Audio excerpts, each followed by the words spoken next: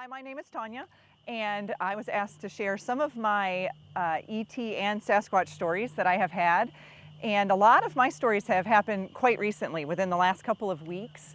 I have been traveling, I've been guided to travel all over the place in the Pacific Northwest. I've been to Crater Lake, Mount Shasta, a lot of the national parks over the past 2 months. And many of these experiences that I have been having with extraterrestrials and Sasquatch have all happened in these particular situations. And so I can kind of break it down into a couple of stories here. So I was guided on my trip recently to end at Isetti Ranch. It's the enlightened extraterrestrial ranch it's in Mount Adams area of Oregon, close to Portland. And that is where they have what's called a CE5 group, Close Encounters of the Fifth Kind. And basically what that is they get groups of people together to meditate, and they can call in extraterrestrials.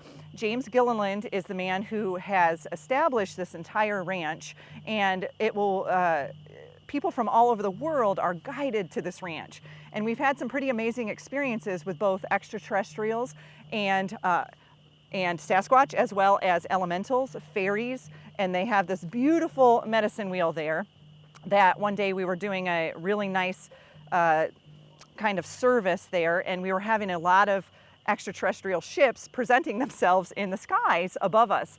Well, my particular situation was, this is the first time I had ever been to this ranch, and I woke up at exactly 5:55 a.m. and I had a voice in my head that said, come out to the field, come out to the field.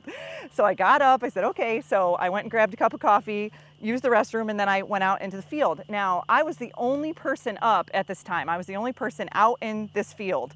It was cold, it was kind of chilly, and I walked the edge of the field, and I got all the way around to the back of the field, and there was a bench there. So I was kind of guided to go sit on this bench, and when I sat down on this bench, I could feel a presence behind me. Now, I'm highly clairsentient, which basically means I can feel energy really strongly.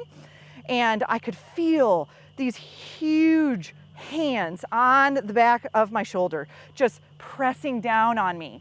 And in my right ear, I could hear, let it go. It's time to just let it all go. Well, once I heard that, and I'm getting chills right now as I'm speaking it, once I heard it, I just had this river of tears running down my eyes, and I'm just crying, and I feel this very strong presence behind me. And as I open my eyes, I see a deer standing right there in front of me, just like from not even like 6 feet in front of me, there's a deer. And from what I've learned is when Sasquatch appears, it's usually in the form of an animal. So, and at the time I didn't know this, but now, now I do. And so that deer was just staring at me, and I just felt this sense of peace and calmness about it, and this big heavy burden just lift off of me. And it was the most amazing experience. And so I leave that, I walk back around to the medicine wheel. Now, this medicine wheel had all different types of star families around it, as well as Sasquatch and other types of soul groups. And I was led right back to Sasquatch's area. And when I got there, one of my friends was standing there, and for granted, this is 6 a.m. And I said, what are you doing here? She goes, well, I was guided here. Something woke me up, and I was guided to come out here to this medicine wheel. So her and I stood there for a little bit, and we just started to cry and release all of this, kind of trauma or pain or emotional baggage that we had had. And so that was one of my experiences where I had tapped into the Sasquatch energy to heal me, to raise my vibration, to allow myself to release some of these emotions that I had been holding on to. Now, once I had that experience, I knew I was capable of having these experiences, so I started to try to tap into that a little bit more. So that next night, I went to bed and I asked for an encounter with Sasquatch. But a little bit in the back of my mind was fearful, because I didn't want to walk out of my campsite at 3 in the morning and have him standing there. So I was kind of this push and pull sort of energy going on. But that evening, we had stayed it was kind of like a tree house. So I was on the bottom, and then my 2 friends were up on the top. And that evening I had a very, very vivid dream that I was at the campsite, and Sasquatch had come and picked me up by my hips and held me in the air like, I joke, like Simba on Lion King, but had held me in the air. And I was kind of kicking and screaming for my friends because I wanted them to see what was going on. And Sasquatch was kind of giggling because he thought it was funny. It was like I was a child in his arms. And I woke my friends up because I was screaming in my sleep, trying, screaming their name, trying to get them to wake up.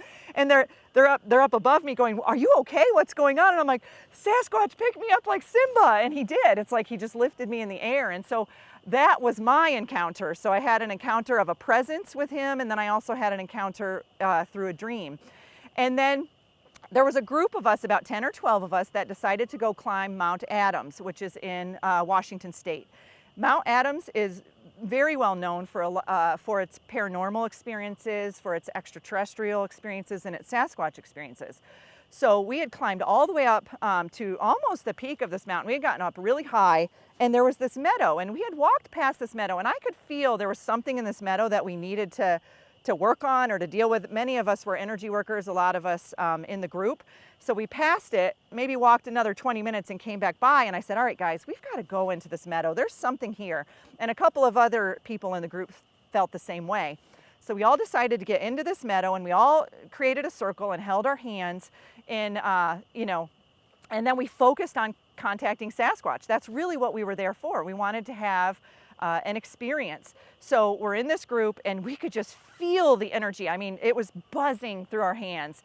And some of the gals in there were clairvoyant, and I was clairsentient, and I'm also clairaudient. I can kind of hear things too. And I had felt this presence come up on my right side, a large presence on my right side, pop their head in and say, "What you guys doing?" And it was kind of like sarcastic in my ear, and I kind of giggled like, "Who's that?" Well, as that happened, the girl across from me started laughing because she could see what was going on. And after we all broke hands, she explained to me that there was a family of Sasquatch up behind us on the ridge, kind of curiously looking down at us. And one of them, one of the male Sasquatch, had come up in between me and another gentleman and popped his head in and was kind of curiously asking us what we were doing. Well, after that experience, she had a camera. She took a photo of that meadow and the light in that meadow. We had taken one before and one after. Well, after that experience of us meditating, the violet flame energy was so strong in that meadow. It just was this beautiful magenta purple color that had penetrated up from the ground all the way up to the middle of the trees, and it was just beautiful. So we were cleansing that space, not even really knowing it, but we were also connecting with Sasquatch. Now, there were some other fellows in the group who had also seen us at our higher versions. So he had mentioned to me that you had a very tall woman behind you, like a very tall light being with a robe on, long blonde hair, big blue eyes, and I immediately knew who he was talking about because I have been connecting with the Anshar. The Anshar are an inner earth civilization that, from what I understand, are us in the future. And if we call upon them, they can come back and assist us during this ascension process. So when he mentioned that to me, I immediately knew who that was.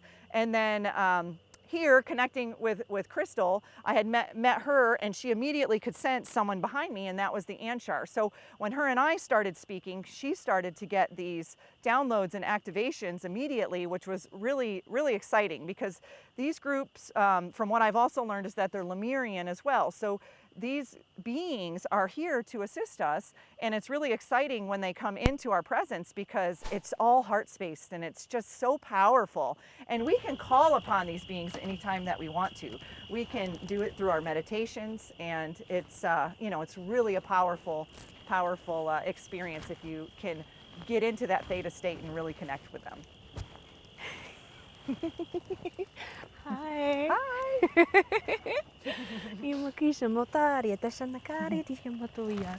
It was a pleasure to meet you in the physical form, the flesh. Sister, from multiple lifetimes. Thank you for sharing your beautiful story.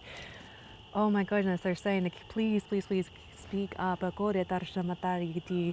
validating the work that you do, and this is an amazing soul. Just meeting you today. This beautiful community that's gathering here today. Hello, my name is Krystal Love Dove Leggitt. I hope you're having a great day tonight, wherever you are, enjoying this frequency flow of who you are.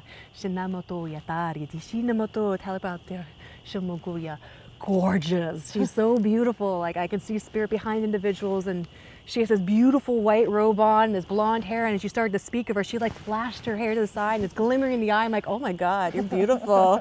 Oh my God. Like, so is the host, as they say. Oh my gosh. Oh my gosh. I do this beautiful galactic healing work and I just speak it through what they tell me to. Activate the power hands more. She's coming over your shoulders now. She's tapping into your hands. Thank you. I can feel it. And both of you. Okay. This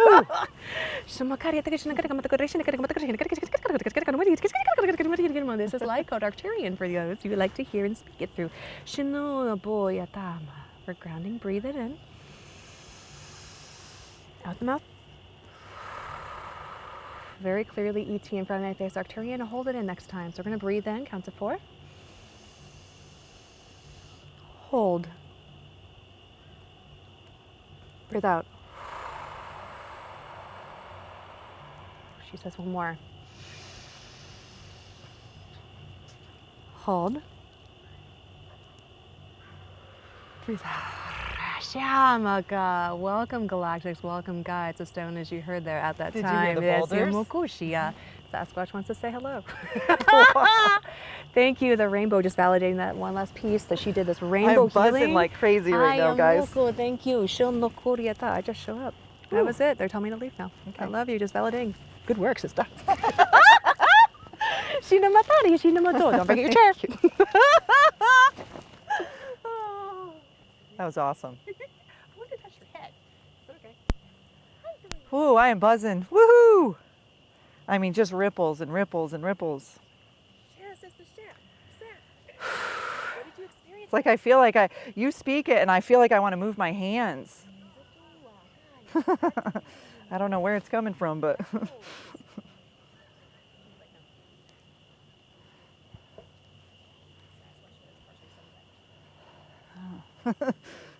Okay, I've never done this before, guys. I don't know where this is coming from.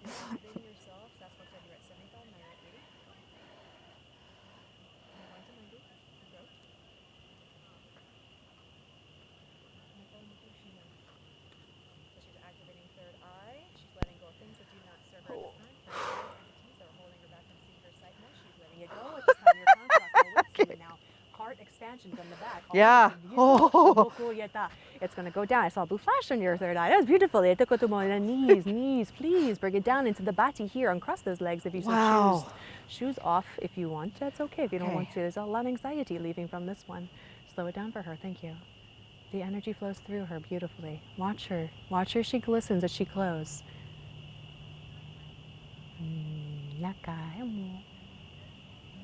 You are love.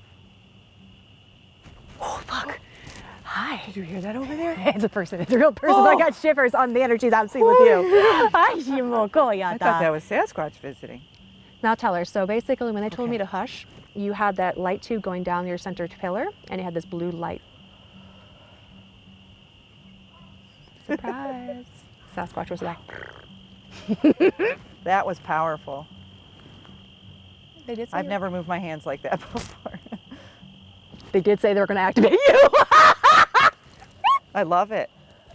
That's amazing. Wow. Complete. Activation complete.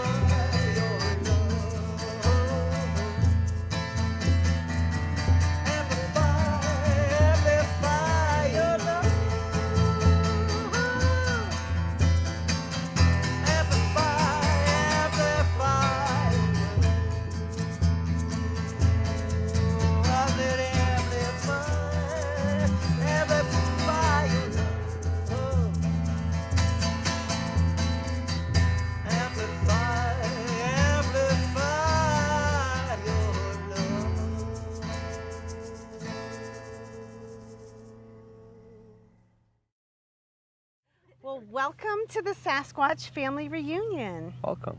Yes, so we're here in Kettle Falls, Washington at the 2020 Sasquatch Family Reunion, which it's known as this year. This amazing event and gathering, it started in 2016, holding it in Chewelah, Washington. And that's where we've been having it for the last 4 years. And it was intended and planned to be there this year, but because of COVID and limitations and restrictions, we moved it to a campground. And this has been just an amazing, beautiful event.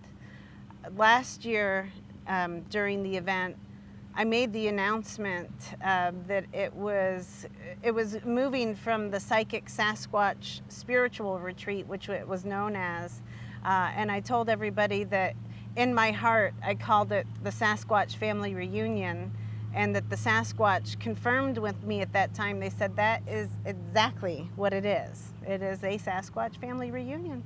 It's not just a Sasquatch family reunion and a human family reunion, but all of the interdimensional beings, all of the energies, all the light beings and rainbow warriors all coming together in unity, just to celebrate life and love together, to co-create the change that we wish to see in the world.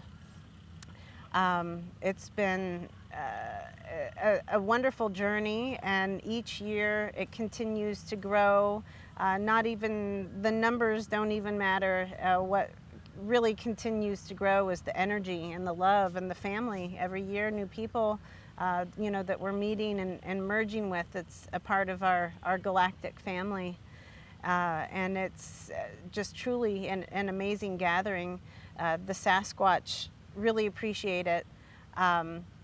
Not only because we're coming together to make change in this world and to heal and to learn and grow together, but it's literally a reunion for them as well. Because with so many of us that attend, we're connected with different Sasquatch guides, Yetis or Yowies, and all these different beings. And so many of them have never met before either. And so this is an opportunity for them to get together as well. They're just as curious about everything as we are. So I know Hale has mentioned that before. They're interested in finding out more about the filming, and they're interested in finding out more about the sound bath. Sometimes they just spectate, and sometimes they're wild and crazy, and I say that, but they like to play their little pranks and move things on people, or and then there's the more sacred connections that people have during this event. A lot of times people will have very prominent dreams that involve the Sasquatch, something that many of them have said have changed their life or changed their perspective in some kind of way, or it was a dream that just had such an impact on them, one that they can really remember. They can remember their emotion in that dream. So they're very well aware that, it was a reality. It wasn't just a dream. It was a true meeting or a true encounter that took place with the Sasquatch, showing their love and support, and that they are indeed here with us. A lot of people are also receiving gifts and giving gifts. This year, we're actually in about an hour from now, we're going to be marrying a couple, an indigenous couple from Montana, and they couldn't be more thrilled. I could only imagine having a wedding in this environment. I mean, what great energy that would be, the Sasquatch, all these beings present. So we're excited about that, and that's just another little part of the union going on here in the connection. We're also really blessed to have the Mitchell Hedges crystal skull, the skull of love, here this year. And that's been a really amazing experience, I think, for all. A lot of people can feel this energy and this merging of all these different light beings and these different light entities that are working together, working with us. We're working with them, and we're bringing in all of this light so that we can all send it back out into the world. You have anything? Coming together of tribe. We're Yes. getting back to the old ways. We're returning to earth, to nature, natural, and stepping away from prefabrication and processed inconvenience, and looking back to the earth as our sustenance with our brothers and sisters as community. Indeed. That's one thing that the Sasquatch kept showing me this year as I was trying to unplan, right? No, as I was trying to unplan the universe unplanning for me. One thing that they kept reminding me is, yeah, returning to nature, the natural way of doing things. Even when my analytical brain is saying, okay, well, we need to have electricity, right, for all these different things, and we need to find the perfect location that's going to be able to best suit everybody. And Sasquatch are like, we can do it. We don't have electricity, you know, you can do it too. And well, we sure did. We sure did. We're here. We're filming without electricity, so it can be done. You know, when we talk about having no electric here and everything, yeah, we've done it all without electric or clean electric using solar, but it's not raping the earth any, with tribal, we can still have electric and running water and all that, but we're looking at natural sources that work as co-creation with the planet instead of raping it for our needs. To stop seeing ourselves as separate to everything around us, to integrate everything around us as part of us, and then to be able to live with that in harmony, pure harmony. Indeed. And from what I'm hearing from everybody, that's exactly what they're feeling, especially this year. You know, every year's been harmonious, it's been loving, it's been a great connection. But even, despite not having a big facility with, whatever kind of accommodations that we don't have here, this has actually been a much more even positive impact on everybody, on the environment, the whole world. The Sasquatch seem to really be enjoying it too, but also the humans especially. It's more community oriented, it's less, it's more informal. We're all working together in the kitchen to make meals and to wash the dishes, and even down to the schedule that wasn't planned out so well because we were down to the last couple weeks. So we have people presenting workshops, but they just had to wing it because of the no electricity and all of that. And it's some of the best workshops that's ever been presented. They've turned out, perfect, and delivered the information and the energy that needs to be delivered at this time. I personally found it refreshing not to have slides, but to have cue cards. Yeah. And where people take the time and draw and put art into it and put part of their spirit into what they're presenting in a non-technical way. When I was a kid, there really wasn't that much of computers. They were more like big science computers. And the world was much more like that. You didn't have personal PCs, and you didn't have cell phones and all of that. And people were able to present these things beautifully without all of that. And, we take a look at that, and then we look at what the Sasquatch, how they live. And they have so much to teach us to reconnect our spirit to our consciousness for what we have inherently pushed down and forgotten ourselves. So they're out here, they're all around us, and we're opening our hearts and we're opening our minds, and we're feeling them come in, and they're giving us beautiful, beautiful gifts. And it's my intent that we take this out into the world and shine its light. Exactly. Yeah, I'm feeling the push from them to do more of these more often. Yes, Yeah, definitely. for sure. Yeah, I think it's going to evolve past just the Labor Day weekend thing, especially now that we know that we can do it this way and it's going to work out perfectly. So, maybe campground in the spring and Chewelah Peak in the fall. We'll see how it goes. Well, Sasquatch are tribal. They don't have conventions. Right. They have family We have reunions. communities. They have tribes. We come together in that kind of way. So even as simple as anybody here in our tribe putting out the call, hey guys, come out this weekend. We're there. We're there. Yeah. And it's been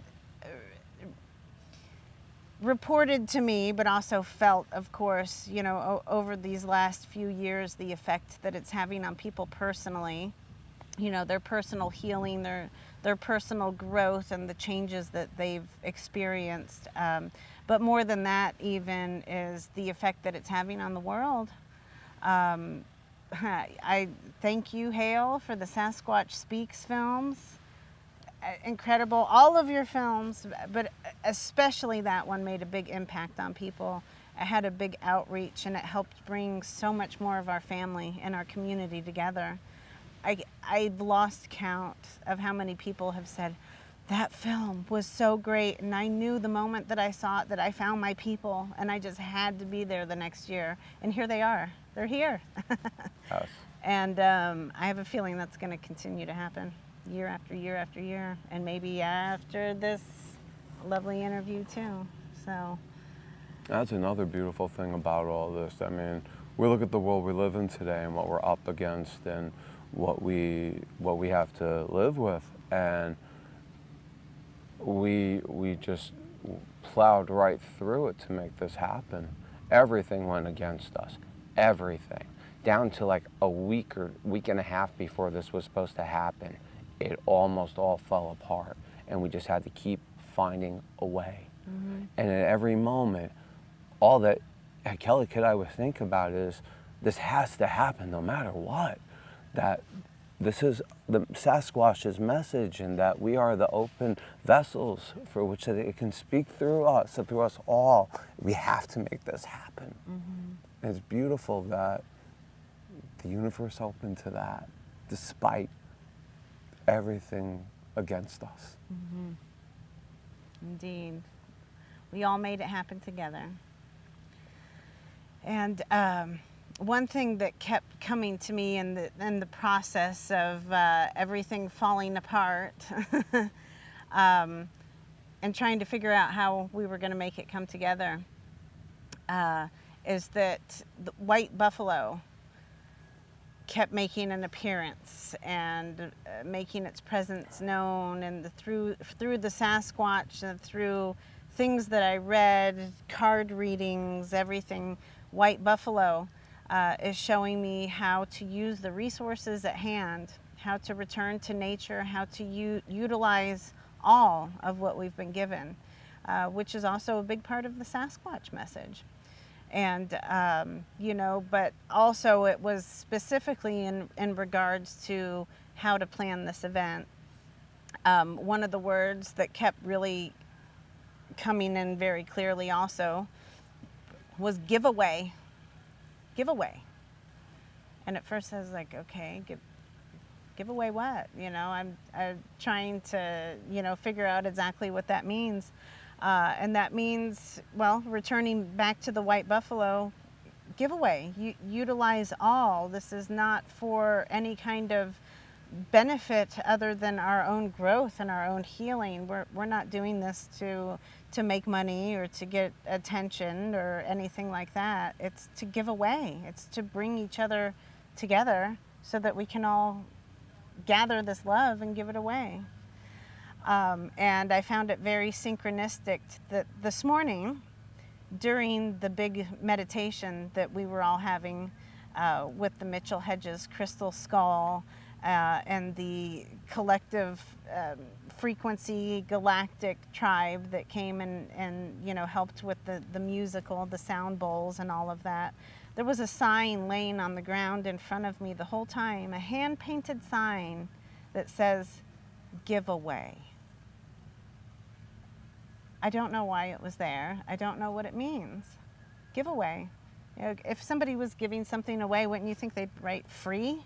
No, it says giveaway. And so for me, that was just a really powerful, okay, wow, thank you, thank you. Another confirmation, another affirmation that, yeah, everything's working in the most positive ways. And the information that's been shared this weekend too has just been absolutely amazing. Not just the energy and everything that's been exchanged, but there's been some really just wonderful, I guess if you want to call it disclosure kind of information that's been revealed, but all on a spiritual level. You know, not so much science. That doesn't matter anymore. We're more grounded into the spirit now. And so a lot of those truths have come out and they can be seen and felt by so many. Even last night we were having a big music jam at the Chino's campsite. I don't know how many people, 30 people maybe. All kinds of instruments going, wonderful vocalizations happening. We were really jamming. It sounded good. And a big part of the campground came over too, because they could just feel that energy. I mean, it was great music too, but they could just feel it and they wanted to be a part of it. And like, we don't know who you guys are or what you're doing, but it's awesome and we want to be here. Isn't that beautiful? It absolutely Isn't it absolutely beautiful that, you know, we think we're so far and few in the world, and that, you know, a lot of people have labeled us so many different stereotypes because we are willing to embrace that which cannot always be seen or felt. But yet here are these people, and we don't know any of them. They're just, you know, happen to be here, but they were drawn to us. That's so important. It's such a light of hope that people of not like mind were drawn to us through that act and became like mind as a result of that act. That was such a bright light of hope for me in a microcosm of the macrocosm of the healing of this planet. Yep, they heard the call just like we did, even though they probably didn't know it. But they're here, and there's a reason they're here. It's beautiful. Yep. There's been a lot of healing going on this year too, on lots of levels, personal levels and galactic and collective levels. And, well, just, it can be felt, I think, yeah. Yeah, I'm getting little nods. Yeah, it can really be felt this year. So it's well, every year, but this year in particular seems to be especially, what's the word? Groundbreaking? I don't know. It's like a grounding. Grounding. It feels like we're establishing a new foundation. Like Absolutely. We are co-creating. Actually, my son, who's 10 years old, he's very intuitive, and he says some really brilliant things sometimes. And all day this morning, he kept saying, "Mommy, we're in the future. We are in the future." I said, "Jeremy, I think you're right. We are in the future." And Jeremy is a co-creator too. He co-created with us just as much as anybody here. Every man, woman, and child, as it should be. Indeed.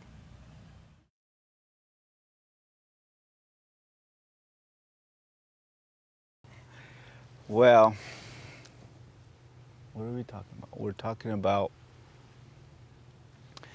ascension, love, joy, happiness, everything that we learned here on this earth plane, this earth ship we call Mother, the mothership. But we can't forget about the father part too, because we need a seat, right? We need the seed to be planted. And we've been planting a lot of seeds with our frequencies. I'm Anthony Chino, and this is my beautiful wife, Tammy Chino. You've probably seen us before. Our group is called Collective Frequency, the collective on the same frequency, which is everybody on this planet that we call home. So, I just want to talk about what we're going through right now in the process of ascension, and all these words that we utilize to describe a certain pattern that we follow, a certain path that we're on, stepping stones to this ascension. Meeting our galactic brothers and sisters, or the galactic family, the star people, the Sasquatch people, the tribes, the fairies, the gnomes,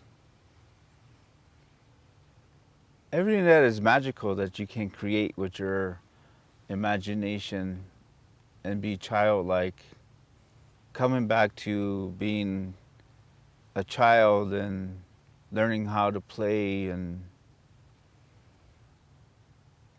be in that joy of surrendering to everything that you've created. You're the creator source. You're a source of energy. Everything is energy. Everything is vibration, frequency, numbers, geometry, sacred geometry. Everything has an ebb and flow to it.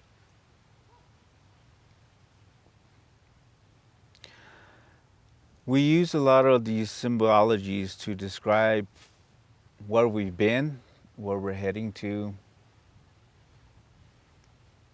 and where we're at this present moment. But the main thing is the flower of life. You see that in everything. You see it everywhere. You see it in patterns of life, patterns of life. And then you hear the sounds that the trees make, the water makes. We were just talking about that water clapping for us. Yay, you guys did a great job. Even though you messed up a little bit, but that's all right. We all have to make mistakes and learn from those mistakes. That's what the whole human experiment was all about. It was an experiment. And I tell you what, a lot of us that came before messed up the experiment. Excuse my language.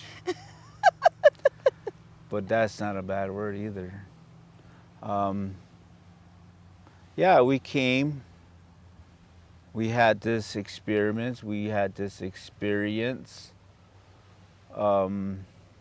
And it started out beautiful. And just like everything else, the bottom got dropped out.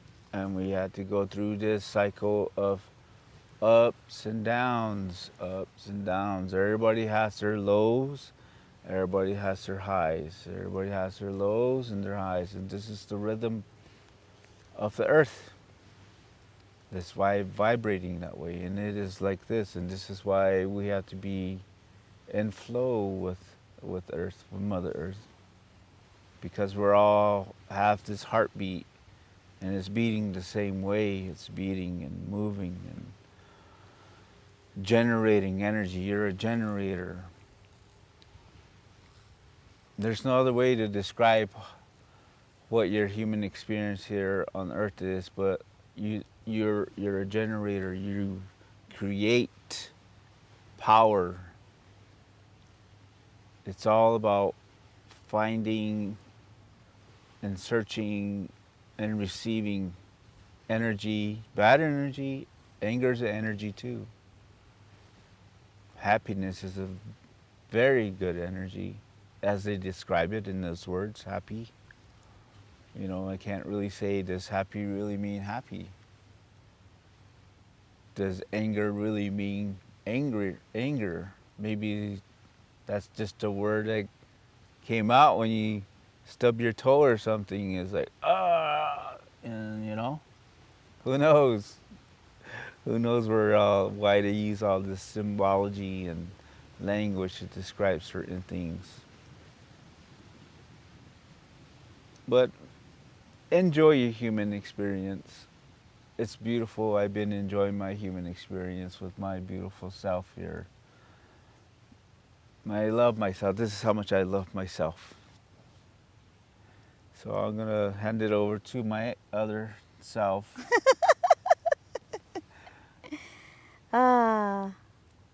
Well, it is the Sasquatch reunion, and coming here was really amazing. We knew we were going to see our family again. We pushed through to doing this. Many events that were trying to hinder us from coming together again. And then having that vision and the words from our brother saying, "You're going. And it's our party. It's not yours, it's our party. And we're hosting it."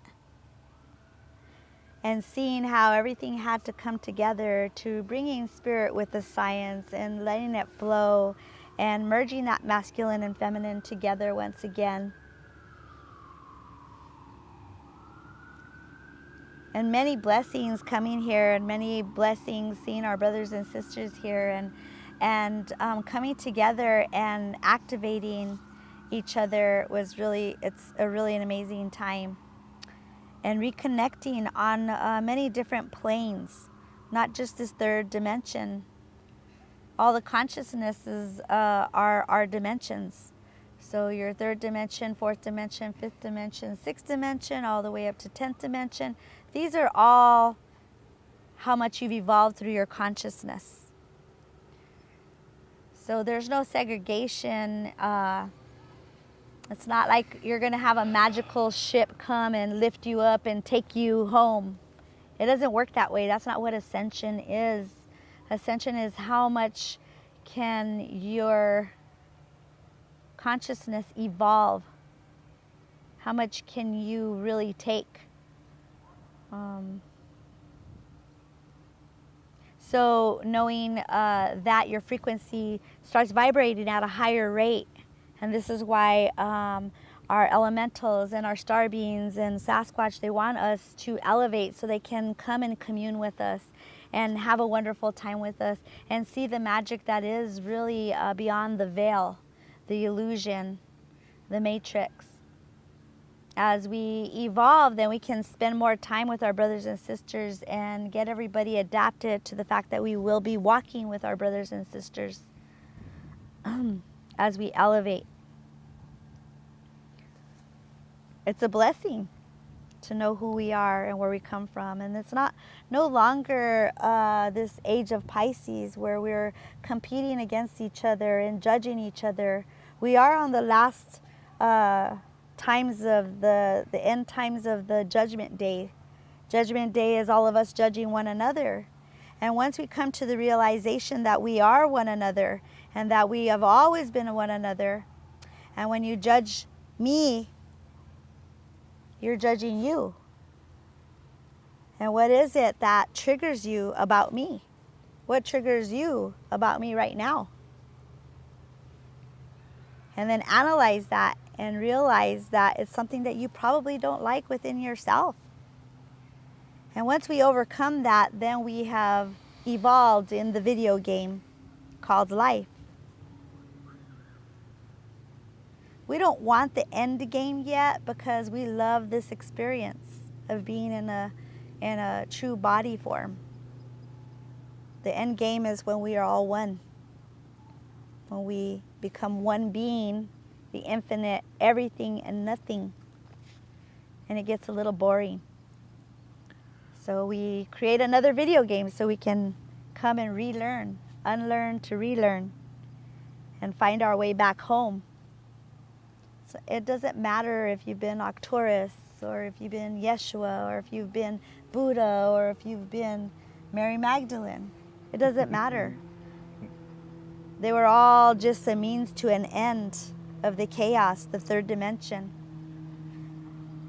And many of us incarnated into this earth, and we chose the families that we chose. And the families we chose, we always felt like we were the black sheep of the family. They made us think we were crazy. But we chose this so we could help clear up this third dimensional timeline. This third dimensional timeline that many of our ancestors could not clear up, because we kept playing the video game over and over and over again and never getting past the next stage. So here we are, entering into the age of Aquarius, this new beginning. And how are we going to create this new world in unity, evolving it past the fourth and fifth dimension, where we know that the duality is an illusion, and it's all about unity now, merging the masculine and feminine energy. No more duality, no more judgment. Being at the time of the Lemurian times, where we had peace and we were ever creating and having this blissful experience, this vacation on this beautiful planet we call Earth, this beautiful Disneyland that we created all together. We created it. And really remembering what Jimi Hendrix said, it's the experience. It's a beautiful experience. And we're all each other. It's a beautiful world. And who created Jimi Hendrix? Oh, game changer. That came from a planetary system that was beyond this place. So we always give ourselves messages. We always follow in the breadcrumbs to your involvement. This is what we do. We're the puzzle pieces to a bigger picture. You just gotta learn how to master your illusions, master the darkness to become the light, master the light to become the darkness. It all is one, never separated. It's all beautiful if you really look at it. You know, instead of trying to figure it out, surrender to it, and all the magic will happen. There's magic everywhere, all around us. You can feel it just surrounding us. Just by being a human being, not a human doing. Believe in yourself and love yourself.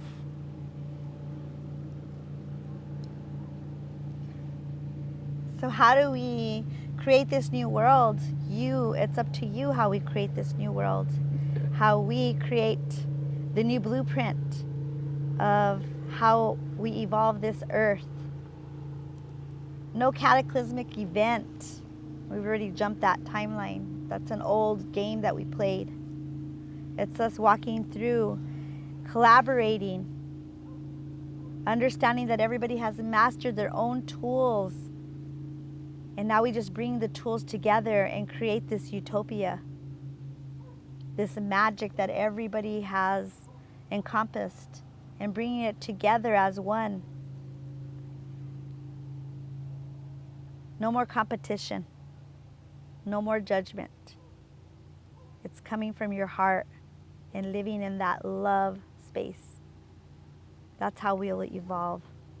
The new world will be more nature. Nature is our fifth dimension. We created that so we could get away from the third dimension. So we had time to regenerate our beautiful human body that we created. All the DNA is evolving as we speak, and all the frequencies are coming through. And through our spine, the stairway to heaven, as you call that, the fluid comes through the Kundalini to ascend us in our consciousness, changing the way we eat, the way we drink, the way we take care of our bodies.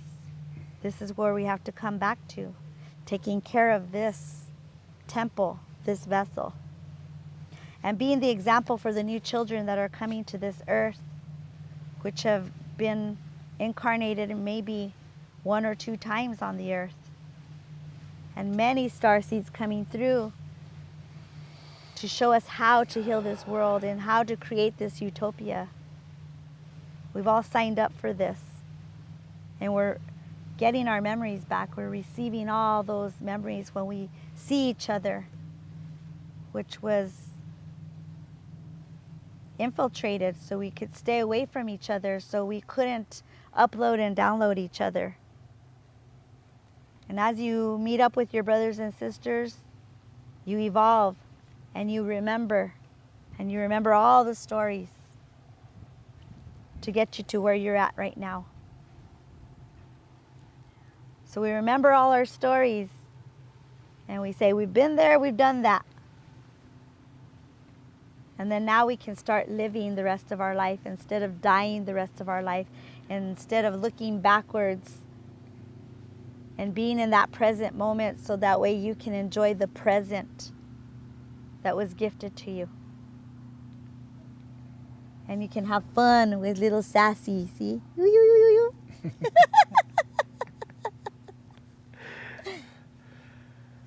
Well, that's all the transmission that came through. And it's all just come from your heart. Just appreciate and have gratitude. I always want to emphasize that part of my heart. I'm opening my heart to you and saying, just have gratitude and appreciation and honor yourself.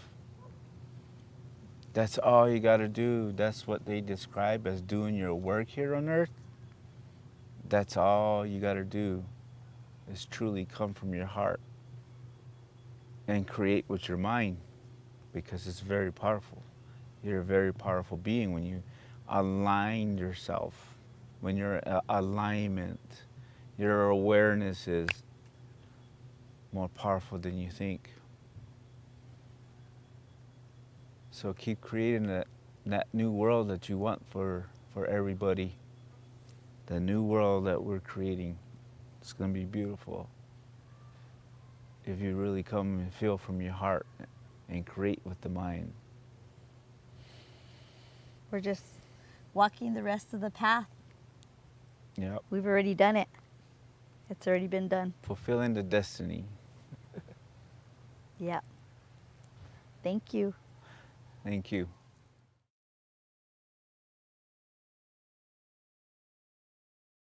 Okay, well, I'm very glad to be sitting here around all these large Sasquatches, and it's quite an experience. So I will be glad to just feel the energy. It's so good.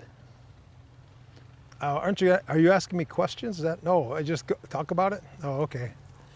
Yeah, well, I'm here. This time I brought the Mitchell Hedges crystal skull, and it's a very special artifact. They consider it the most amazing artifact in the world, and the fact is nobody can find out who made it or how it was made.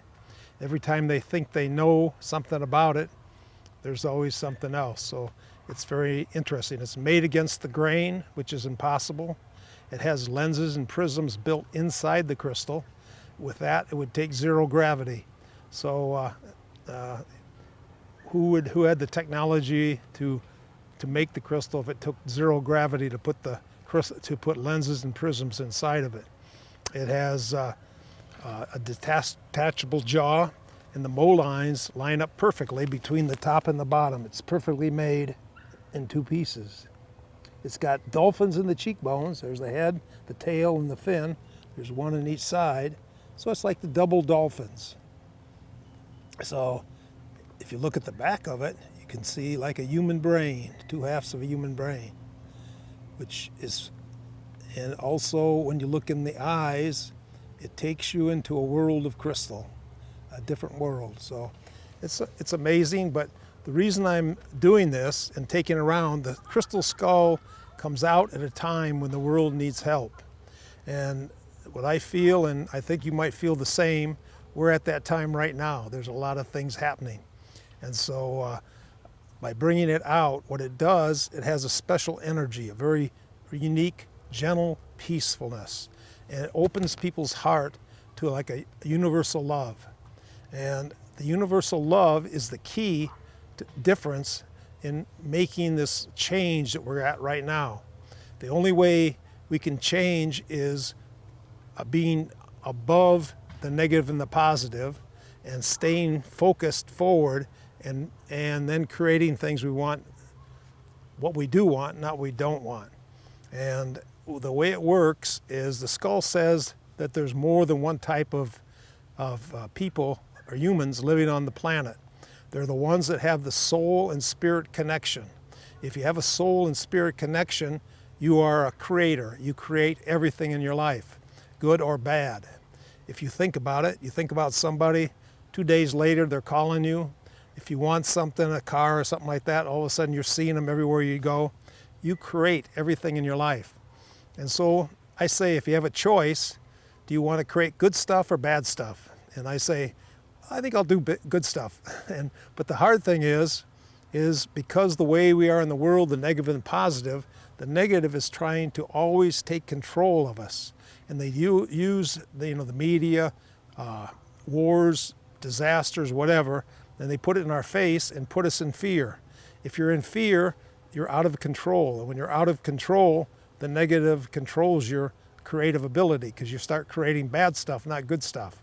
So the secret is staying in balance. And how's that? Let's say you're driving down the road, somebody cuts you off, you get mad at them, they're mad at you, and you go a little bit further, you've already spilt your coffee on you and he's yelling and you're yelling. You go to work and you're thinking about it and you walk through the door and somebody opens the door and the rest of the coffee goes on you. Did you ever have a day like that? And it just keeps going and going. But the other guy that you had the problem with, he had a perfect day. He forgot about it. So the whole thing is stay in balance and focus on what you do want, not bad. If you practice that, at first it's a little hard, but it really is really neat because you can change your life and work on peace and happiness. That's what we want. We want good things. Good things. And if we're at a point, the skull says that if we get like-minded people together and we work on this positive energy, we could have peace in the world. And I think it's time for that. And we're right at a point that destruction or higher consciousness is in the balance right now. You look at the astrological conditions of the world where everything's lined up for change. Well, we want change, but we want positive change. And so, and I take the skull around, I'm drawn to people that have that connection with the skull, past life connection. And if you do have it, you're drawn to it. People are drawn to it. So it's really, really, really neat to see that. And it's also neat to see how it changes the person because it opens them up to this spiritual love and light and changes their life. So I really like, it's a good job I got. I can help people and change their life. It's really pretty cool. But we all have special gifts. And the skull says, bring your gifts out. This is the time for it. If we can bring those gifts out, we can make a change in the world. We can do it together because that's what we have to do. And the ones that are the leaders in this, the light givers, are the ones that need to lead the people that are searching so much now for this. The change has happened. People feel the need for this change, but they're not going into it because they don't have anybody to lead them. And the light givers are the leaders. But a lot of them are nervous about standing up because they never had to stand up. They always could hide in the background and be there whatever they are. Now they have to take charge of their gifts bring them out to humanity, show it, and lead the world, and bring us, bring everyone into a higher consciousness. It's time. It's right now. It's time. So that's what I do with the skull. It's keeps me pretty busy. It's a fun job, but it is not boring. So I cover a few things, but I think I'll let you go at it. Okay. Are you here?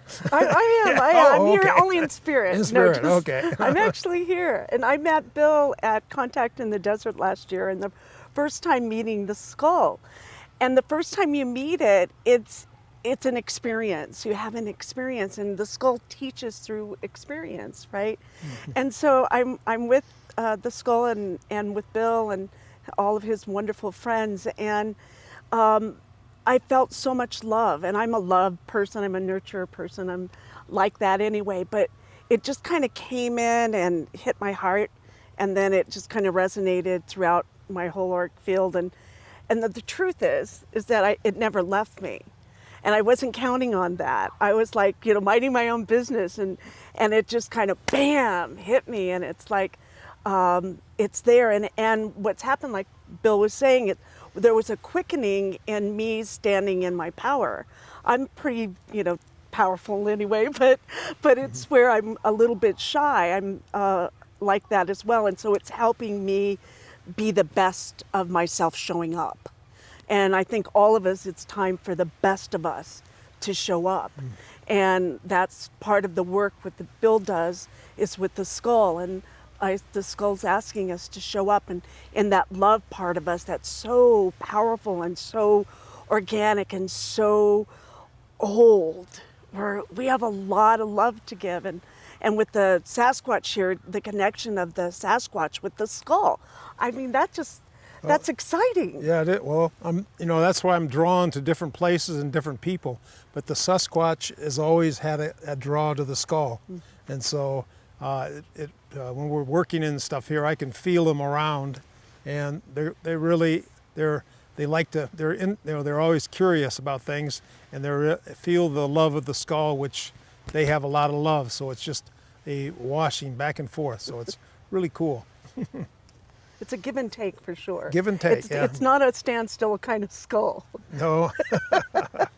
So, but it does different things. It also works on the energies in the earth. And so I've been taking it to different places. When I became the keeper of the skull in 2007, and 3 years before, the Aborigines were telling everybody that I was coming to Australia. They wanted me there. And then when I got the skull, I had a chance to go to Australia, and they met me, and they wanted me to take the skull and take it to this caldera, ancient volcano, and put the skull in a certain area, and they did a ceremony that opened up a ley line, they called it a sun line, between the caldera, across Australia, through the sea, all the way to Machu Picchu, that had been broken for hundreds of years.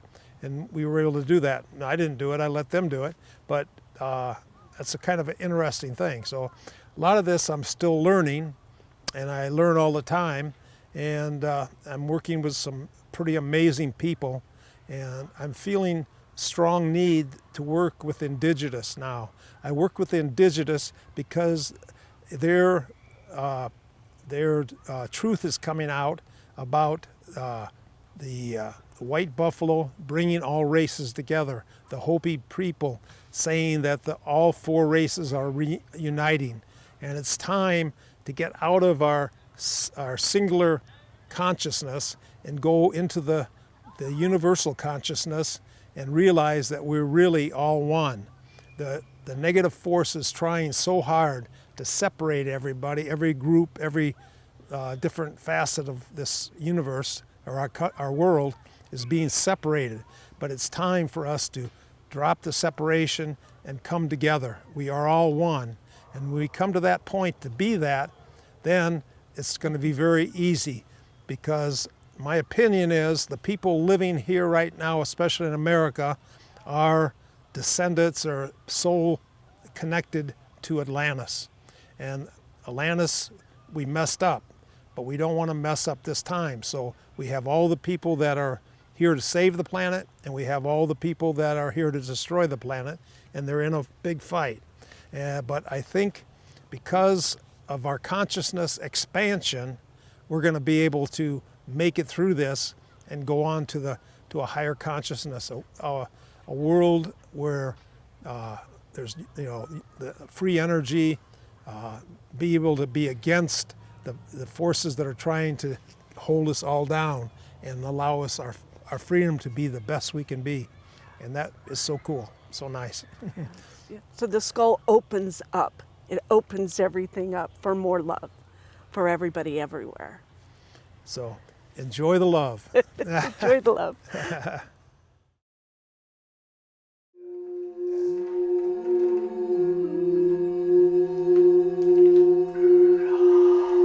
There's a message from the angels. They say, well, the one behind me says, do not fear, for what is coming is great and majestic.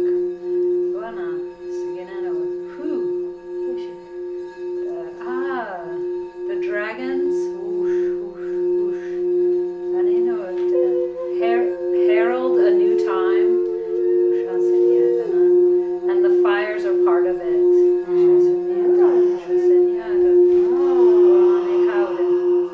And they breathe their breath, blowing the winds, blowing the fire, the smoke into the sea.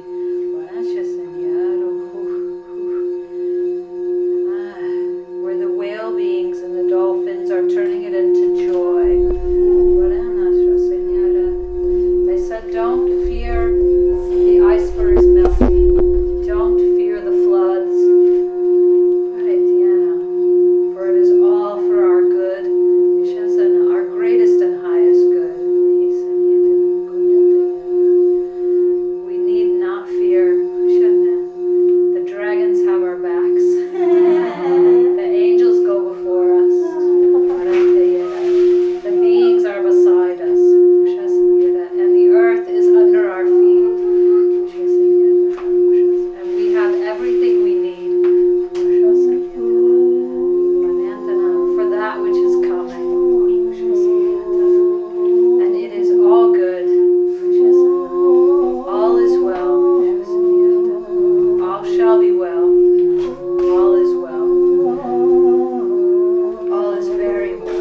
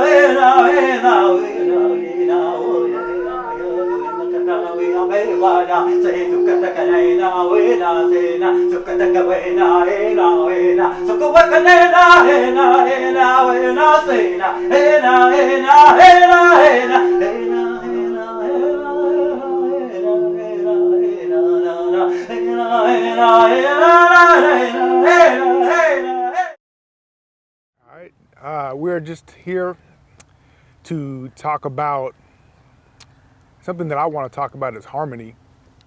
And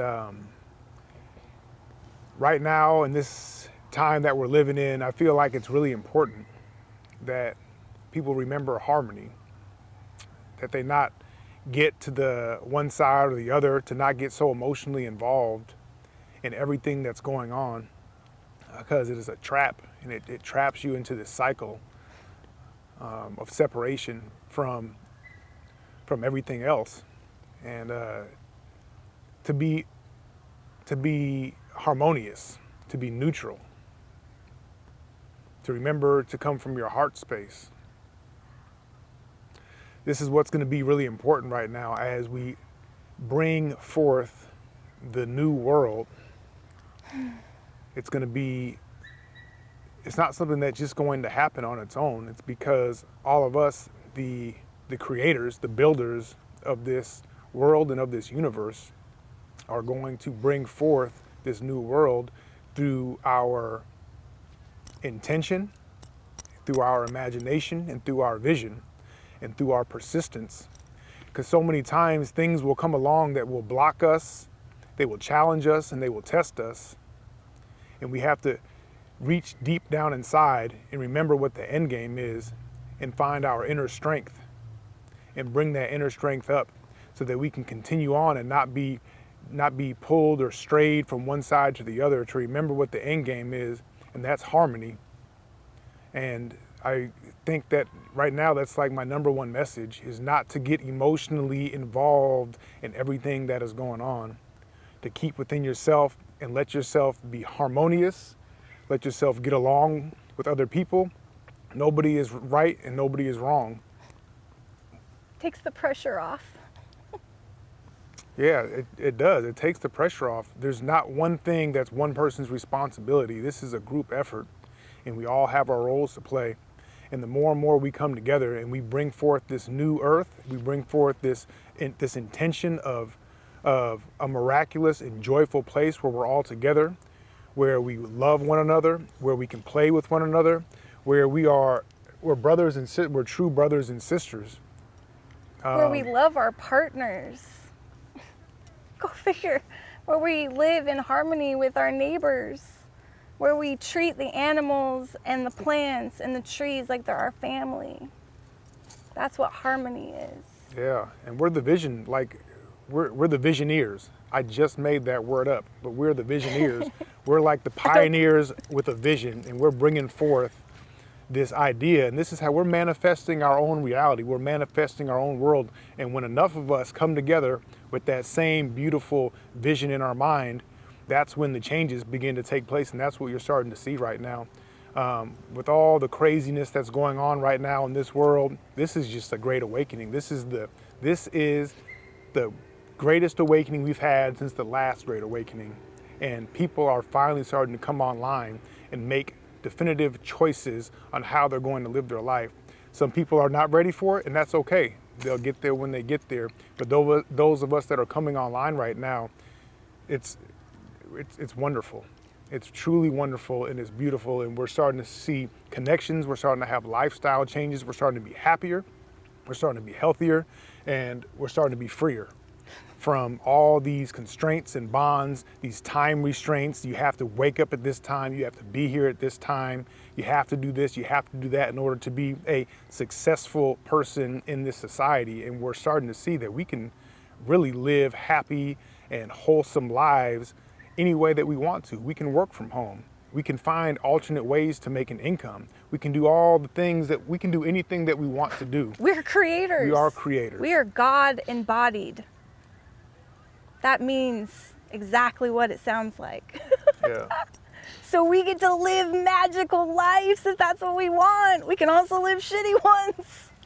And that's none of our business. If somebody chooses to live that, that's none of our business. Yep. We can live in harmony with others who choose to live in their hearts and create out of that space. It's so powerful. It's what got me this. A wonderful, caring husband who takes care of me and loves adventure. I feel like I created him out of thin air. I always say I made him happen. He's perfect. He's the only thing that would get me away from being a cat lady who is just sensible and living with a cat and working at a job for 17 years. Like, we can do anything. We can change our lives like this. We can have anything we want. We can have all the jewels. We can have the red carpets just wherever we go. It's okay. You deserve it. Yeah, we can change. Like every day when we wake up, the person that we were yesterday no longer exists. That's we get freeing. the chance every single day to be a new man or a new woman, to operate with any kind of ideals that we choose to have, and that's our choice. And this is the time. This is the time to wake up and take hold of what you believe to be right and what feels good and what feels right. And if something is bothering you and something is frustrating you about your life, maybe it's time to move on from that. And let it go. Let it go. It's heavy. Throw it in the river. Mother Earth is amazing. I mean, you can go out to your park and ask Mother Earth for some answers to your questions or some questions. She's gonna give them to you every time. I mean, it doesn't take much. It's accessible to every human on this planet. And you can have incredibly life-changing experiences and beautiful synchronicities that you cannot imagine are real life. Right? Absolutely. Absolutely. So, with that being said, I just want to harmony, just be in harmony. And it's it's kind of a word, it's kind of a hard thing just to be. But if you are finding yourself being emotionally triggered by something in a negative way, that thing is probably not good for you. And it's probably not something you need to be putting your energy towards. Yeah, and you don't even need to think about it. You can just set a boundary. That's okay. You're allowed to say, no, I don't even need to have that. You don't have to think about it. That's what gets us so stuck. We get in this mind, the heart. How does it make me feel? Acknowledge it and move forward. It's just, I have to do it every day of my life because it doesn't just go away all at once, but then you have the tools to be able to do it. And then you can have harmony. And when you harmonize, you're a vibration. And that vibration moves outside of your body thousands of feet, and it heals these people that need healing. You don't have to do anything. You can be playing in the water, you can be swimming, you can be having a good time, you can be in the woods, because your vibration is going to be doing exactly what it needs to be doing without lifting a finger. It's not true. Easy, but it's simple.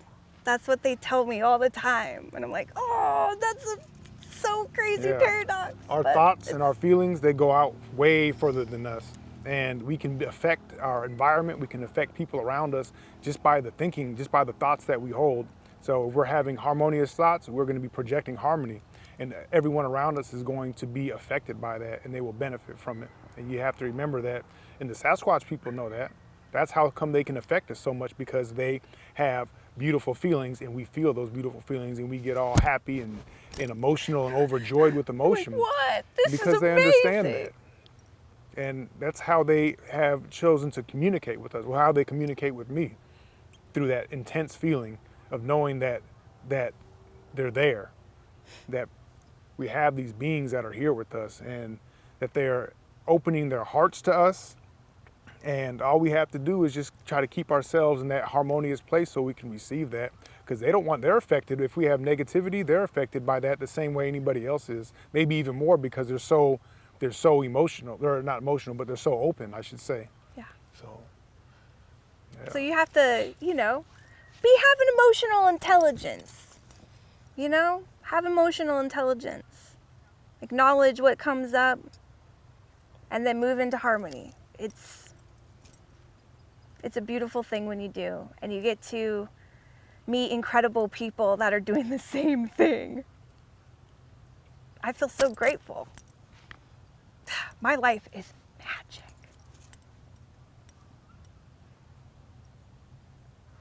Thank you. Do the work.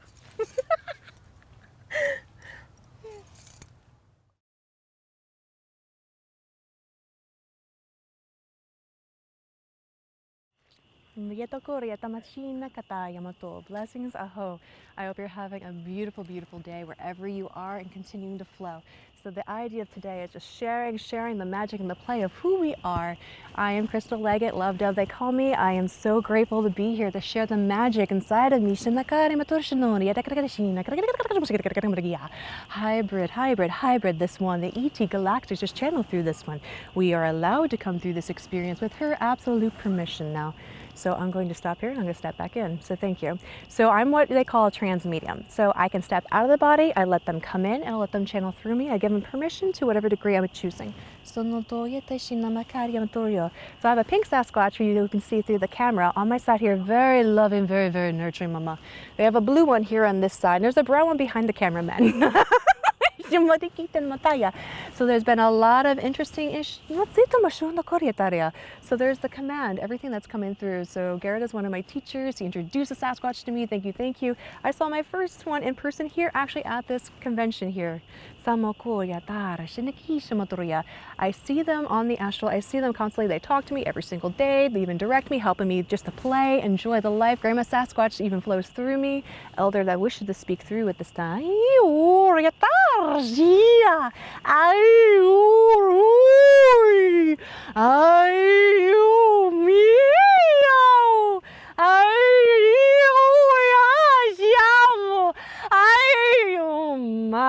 So much passion and joy in the pleasures of the body and the mind. We can honor the soul this time. Please, all of you, take a deep breath in with me. Get back in the body, ground in the frequency of love, divine is too.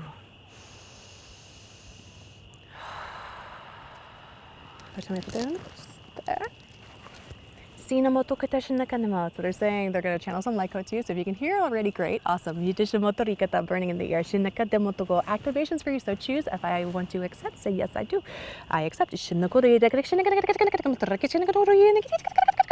We are going to be calibrating, bringing in higher dimensional frequencies into your butties if you so choose. This will go with anyone who wishes to watch this energy later. If you don't want it, say no. Just watch. Notice sound wave.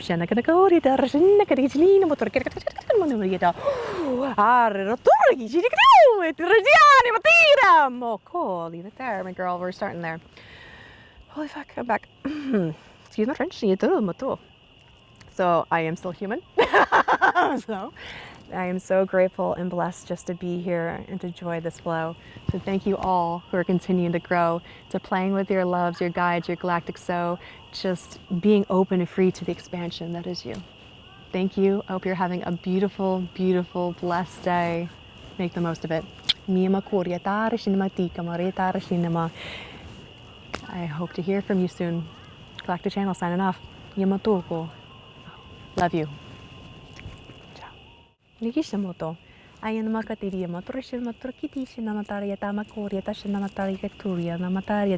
So Love here, Krystal Leggitt, how are you? Blessings, aho. I'm a galactic channel, shaman, intuitive coach, teacher, psychic medium, massage therapist, you name it, fun. They say they're in the nursing school back there, like, it was only partial though. It's the idea of the medicine, the balance of light, body, soul, all of it, mind, body, soul. You cannot deny any aspect of who you are. The part of the medicine that we want to share with you is the more you embrace this physical form, us galactics need to get into our bodies more. That's going to allow us to let the frequency that is divine to come in at this time. We need the shamans, the earth medicine, bringing in the trees, everything, working with the galactics as well as your brothers and sisters, those shamans you speak of. Again, they're coming through a lot. There's a lot running through the land where we are right now. This is not where I wanted to open up the story, but this is how they want to let it show. He's coming up at the camera. Hello, how are you? Who are you? Stand to the side. Thank you. So when you're in an open channel, there's a great example. Other beings will see who you are, and it's your choice if you rather not speak to them or do. Sasquatch over here is like, yeah, showing his teeth. He's really happy. So I will share the experience, what I had last night here, very close to this area. We were making this beautiful film, and on the side, I was getting this intense smell of this skunky, intense smell. This is my human side would express this too. And it was Sasquatch in physical form. I see with the third eye and galactic energy of all that so much, but seeing them directly, it's like I felt this wave of pressure, this veil moving and just coming on me. I'm like, oh, like the mediumship I used to feel in middle school. Like, and that was like intense. And as he came up, he's like, Krystal, like you said my name and everything, greeting me, just asking is okay. And eventually he's like, okay, they'll come this way. And he taught me how to transmute fear into love and then touch the earth. I transmute fear, I activate love. Keep channeling that. Transmute that in your own physical body, but then go to the earth. That's why the shaman came up. Okay, so then you're touching the ground. So not only are you clearing it from your body, your vessel, you're clearing it from the land too, and it's activating all of you, everybody that you're around, the galactic channel that spoke it through. Thank you. That's partly why I'm at the Sasquatch convention, is to activate everybody, to bring in the higher galactic frequencies in. It is my first time here, by the way, but they wanted me to play. They wanted me to be showing what is coming in so much. So they had me, ask me to put this water, everybody, when you're doing your energy work, ground it in, bring in the higher frequencies. So green juicing it. That's how it works for me. Energies are gonna move through. Cheers to that show. But yes, on the Sasquatch story, he told me to turn around and just wait and just look there for a second. Within, I want to say 10 seconds of me looking the direction, I said, just wait there, don't move. I saw this figure bent over and run and just dart. And it was humanoid, but it was definitely Sasquatch. I was like, oh my gosh, I don't know a human who can run that fast. But he just, I'm like, oh, I love it. It was so cool. We had boulders falling over on the side when we were singing and dancing. They wanted to come through, but they wanted to be respectful. So the smell came in and the smell went back. And the smell came in and it went back, as he wanted to make sure it was okay to say hello. And that's when, after transmuting the fear into love and allowing this energy to dissipate that didn't serve, he was able to show himself, say hello, and then he ran towards my campsite. And then we all smelt it later, and they had portals activating over there later. Oh my God, that's what happened. He went to the major campgrounds. I love it. So the other story was my ego mind, because we're all human at this time. Today is my death rebirth. All of us, we're going through this Phoenix transformation, aren't we all? This time is beautiful. So the ego mind is when you start activating and ascending, you're like, oh my gosh, is this real? Yes, it is. Of course it is. I lost my favorite book. I thought I lost my crystal, hence why it's in the picture today. And I'm like, oh, where did I put it? Ego mind is like, oh, where's my things? And it's like, okay, Krystal, you know the drill. Calm down, get in the body, ask for help. Your galactics are here as the ETs. Oof, as everybody comes up, as Sasquatch is coming up, wanting to put the hand, the ground back in the body. Just be patient with yourself. Just breathe. Hence the medicine, the 1, 2, 3s. To and out.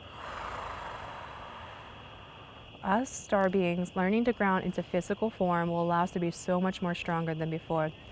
They're only showing a little bit the dragon to the camera, not much, that wants to show the wings, because they want to keep this one a little bit more grounded in transmission. So when I asked, where are my things? They showed the exact picture of the image and where it's at. And they said it was by the water, verbally. And I'm like, oh my God, there it is. I ran, I skipped like a little schoolgirl. There was my things, right by the water. It never left. They protected it, they say. Testing her to make sure she is ready to play. So that is the energy of the medicine, the channel that wants to speak through. Again, touch the soil, touch the dirt. Every time I put it on my head, it's going to seem silly, but go for it. So it's the idea. I was putting this on my crown to ground in the magic through. So the energies, you can see how it shifted in her. This is how it's going to work for you as you take the time to ground, to unwind, to take off your shoe. I'm just listening to what they're telling me to do. So we all make mistakes, and that is okay. Just enjoy the frequency and play. So if you can't get outside, touch a tree, ground into the frequency. That's going to allow the medicine to come through. For all you who can see the sacred geometry in my hands now, how it activated more. This is the point of the story. When you get embodied, your power will soar. The activation codes, again, if you so choose, say I accept.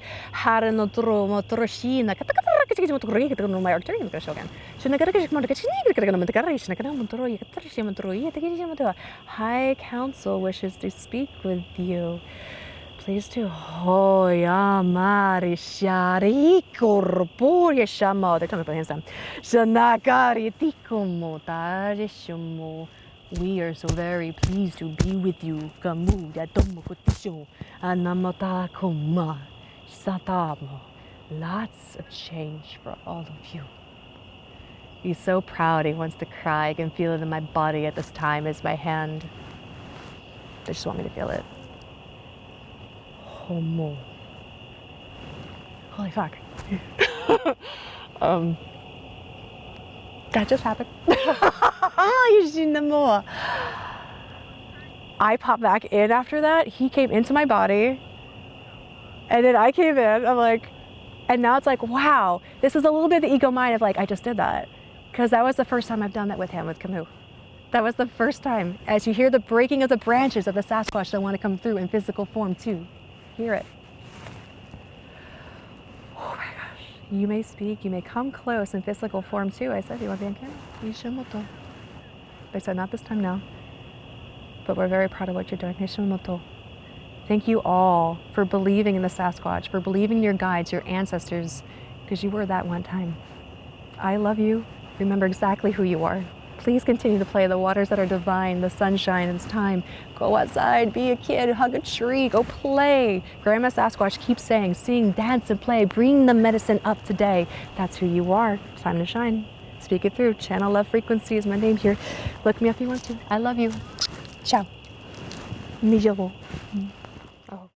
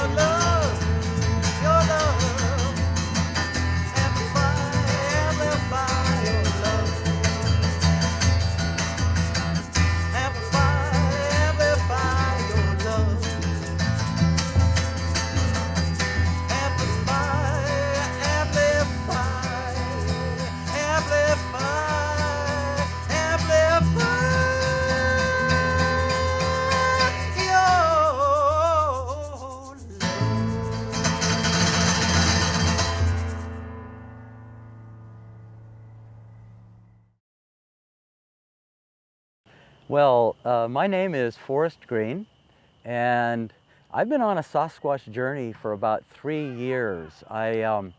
Many, many years ago, when I lived in Vermont, I had heard of a woman named Diane Wahoo, who was a Cherokee. She's probably much of an elder. I'm not even sure she's still alive. That's when I first heard about Sasquatch. And through the years, I've gotten different impressions of Sasquatch. 2 years ago, I went to the Human and Fairy Congress here in Washington in the Cascades, and I'd been there 12 years ago, but I felt very drawn to go this particular year. And sure enough, I met Kelly, who is really the main organizer of the Sasquatch retreats. And I hung out with her and went to her workshops, and one thing led to another. The next year, last year, I was called to do some presentations. Now, I've been doing sound, light, energy facilitation for probably about 20 years. And this is a way of using sound and frequency and resonance and what I call sonic geometry, the forms, the structures that hold everything in place. I've been drawing upon that, and I do it with music primarily. I've got 3 CDs of music that are pretty much, you might, by any other word, channeled music. I have a thing I say when I play, I get out of the way and spirit has its say. So I've got this music, and I started to do this music here with the Sasquatch energy. Now, last year, I started to have some dreams, even preparing for the workshop. One of the dreams was very fascinating. I was standing on the side of a field, and 3 Sasquatch came walking by. And there's one in front, and you could kind of tell he was young. He was kind of joyous and proud and just trotting along. And behind him were 2 others, which seemed to be like parental figures. And off on the side was a darker one, sort of silent. And so I'm looking at these, and in my mind I'm going, wow, sort of a conscious dream. I'm saying, they're showing themselves to me. They're not cloaking, they're not trying to hide. And as soon as I said that, they all looked at me. And I looked back, and then they stood in a row of 3, and they just kind of stood up. And they went like this, and they all turned into trees. And I thought, wow, now they're showing me how they cloak. And then I'm realizing that that was kind of like the wise elder. I don't know if it was one that referred to as Camus or one of those along those lines, but the wise elder was standing in the back, the family was in the front, and here's this young guy. So I'm driving up to the retreat last year. I'm coming up the mountain, going into the national forest, and I started to hear the young one start to talk to me. And he's welcoming me and saying, really glad you're here and all that. And I'm going in my mind, oh, I've got a young one. I want to talk to an elder. And I'm thinking, well, you know, I love the energy of the young one. And so I get here and I tell Kelly about this, and she says, well, Forrest, you're the elder. I thought, well, great, I'll be the elder, but I want to talk to the elders. So what ended up happening was really fascinating. I did the presentations, and then I parked with this big rock behind my van. It was sort of like grounding. I mean, it's like I don't know why I parked there, but it felt like I needed to park by this big rock. So I go down at night. I'm on my way to the campfire. I have a guitar. I'm going to sing and, you know, play a little bit. And I run into this guy from Canada named Eric, and he says, there's a lot of activity. There's tree knocks, and there's whoops, and they're throwing things. And I thought, well, maybe I'll go down to this place where I actually had seen a young guy here who I sort of feel was representing that young Sasquatch. He had showed me a footprint, and he showed me some of these stick glyphs that they make. They're like, kind of like equivalent to like a crop circle.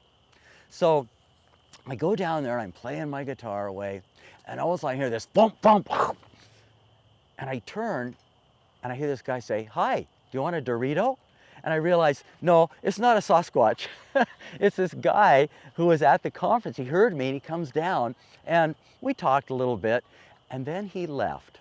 So I go on, I'm playing, just kind of getting into the dark and enjoying the moon and the music and the feeling. So I go back up, and the next morning, I heard some activity kind of around my van, but I didn't think too much of it. I go behind the van, and on this rock is this amazing little configuration of little white quartz stones, very deliberately placed. And they were not there the day before, and they were kind of a pattern. It almost looked like a star pattern, almost like Orion and the stars, and another one below and another grouping down here. So my skeptical mind says, well, maybe the guy next door was goofing. So I ask him, no, I didn't have anything to do with that. So I'm realizing that in playing the music, they seem to just love music and joy and liveliness in that way. They love the creativity is what I'm finding. And they'd given me a gift. So I went on from there, and I was facilitating a retreat over in the Grand Tetons and in these amazing ancient megaliths over in Montana. So the last day of the retreat, everything's done. I've got a little extra time, and I go out into the woods, and I'm hiking to try to find one of these megaliths. It's probably like 2 big stones with another one on top. There's several of those from ancient times that are existing there. And all of a sudden, I can't find it, but this beautiful hawk flies in and lands in a tree about 8-10 feet from me, and it just stayed there. And I've got a picture of that hawk. It's like rah, right there. And I'd heard that sometimes the Sasquatch will take on a animal body to communicate, because I'd been calling to them, asking them, can you show me where this dolmen is? It's got to be here somewhere. So earlier when I was in Chilewa on the last day, or Chihuahua, I'd gone and I found a lot of these glyphs. So I took pictures of these stick glyphs that they make. They're like little, like I say, close to crop circles. So after seeing the hawk, I hike up this trail, and right in the middle of the trail is another one of these glyphs, almost exactly the same size and very much patterned very similarly. So although I didn't get to the boulder dolmen, I did get to another glyph, and up on the trail I found this big boulder that has these what they call sonic knobs. They've sort of determined that they're like little, they look about like they're maybe baseball size, and they've been carved out of the rock. And apparently all these rocks and a lot of this communicates through sound and frequency, which is sort of my thing with the music, allowing that sound and frequency. So the last couple years at the gatherings here, I've offered a presentation on sonic geometry, sound and frequency and music as pathways to interdimensional communication. Because I really feel that that is the level that it's communicating at, that it's frequency, it's sound, and within that there's like codes. And the music that I do actually is loaded with codes, patterns, forms, geometries that all speak beyond the nonverbal level. So that's really kind of been my story, and well, we'll add to the story. My partner Catherine and I were going up to Vermont about 4 weeks ago. And just before we left, I'm looking at the map and saying, where could we stay before we get there? So I pull out a map, and there's Shenandoah National Park and the Skyline Drive. There's a place called Matthews Arm. That's where we'll camp. So we pull on to the drive, the Skyline Drive in the park, about 9:30 at night. We're driving along and noticing the beautiful trees and the light that's coming through. So I say, you know, there's been some sightings of Sasquatch in the Great Smoky Mountains, which is just west of where I live in Asheville, North Carolina. No sooner had I said that, maybe 3 minutes, 4 minutes later, all of a sudden, this big shadowy being comes right across the road, stops, and there's another car coming, so it's like totally illuminated. It looks our way, and then charges right into the woods. Now, the skeptical mind says, oh, wait a minute. Could this be a person? Well, middle of the night, there's no camps nearby, there's no picnic grounds, there's no trails. Doesn't have a headlight on, doesn't have a backpack on, and it has no distinguishing clothes. And I'm realizing, wow, we just saw a Sasquatch. So it was interesting because I talked to Catherine, I said, did you see that? And kind of like the natives that couldn't see the boat in the harbor story, when I described it, she goes, oh, you mean that big shadowy kind of hulking thing that just stopped and then charged right into the woods? Bingo, that was it. And it was like just bringing it into consciousness, there it was. So that happened. We've actually had, I guess you might call it the close encounter of the third kind with the Sasquatch. And then in Vermont, where I was doing some work, all done there, we're hiking up in the woods with the director of this retreat center and some others. And again, I had this feeling, I wonder if there's any Sasquatch up here. Well, no sooner had I said that, a minute or two later, right in the middle of the road, which is really kind of a trail, is another one of those glyphs put right in there. So I'm realizing that those little taps on my shoulder, like, when I start to think about it, like, oh, they're in the Smoky Mountains, or I wonder if they're here, that's when they start to show up. So they're definitely communicating.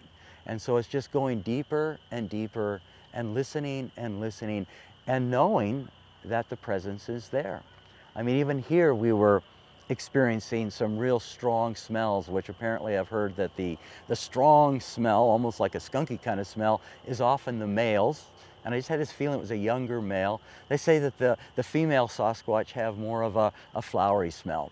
So this definitely was not a flowery smell.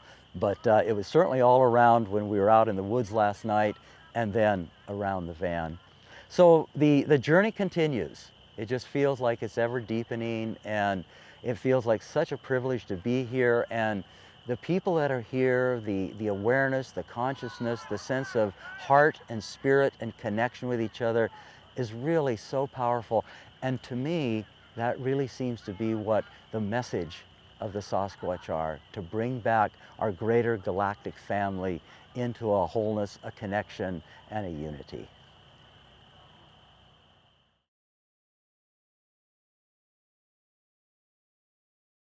Well, my name's Tara Ashton, and I've been asked to talk about my experiences with Sasquatch. They may have been going back to when I was a child, and I didn't recognize it as such, but since then I've had experiences with almost all of my senses, with touch. Last year at the 2019 Psychic Sasquatch Spiritual Retreat, I was up at the amphitheater and just sitting there hoping for, it's a hot spot in the area, and so I was hoping for an experience. And what I felt was this very soft, going up the side of my face, a little bit of this. And even though I was sitting on the ground against a log, where my shirt and pants, right in between there, this little half-inch space, I just felt this little, and I was thinking, maybe that's an ant. Maybe there's an ant down there, and then I kind of felt around that there was no ant, and I'm like, oh, okay. So I had a bit of a touch there. When I was up on my deck, our condominium has a roof deck, and so I was up there working on a project, and a crow. Crows are very, very important to me, and so I was sitting on the ground of the deck, working on this project, and I hear it flapping, and I look up, and a crow has landed on the top of the umbrella, which may not mean anything to, anyone. It wasn't like a definitive sighting or anything like that. But he lands there and he looks at me with purpose, very intently with purpose. And I'm sitting there and I'm thinking, could it be? Could it be? Do you want to talk to me? And the crow just sat there and looked at me and looked at me. Like, okay, you don't have to talk. This is really cool. He must have sat there for a minute on this little space, and then off he went. So that was lovely. Smell. Let's see, what it would have been last year at the 2019 retreat. Barbara, in one of her workshops, she said that there were several Sasquatch in there.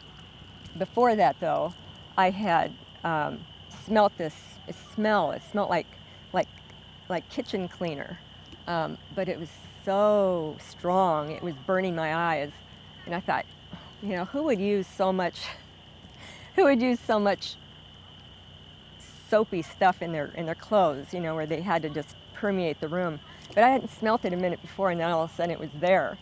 Sasquatch have quite a sense of humor, and I'm always asking for interaction, and I can just imagine in my mind's eye that one of the females probably came up to me and probably stuck her armpit in front of me, because I was just, it's like, my eyes were, And someone else was talking about about the smell as well.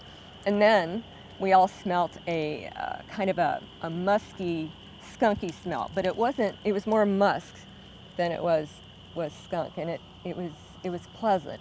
And so I've had that in them.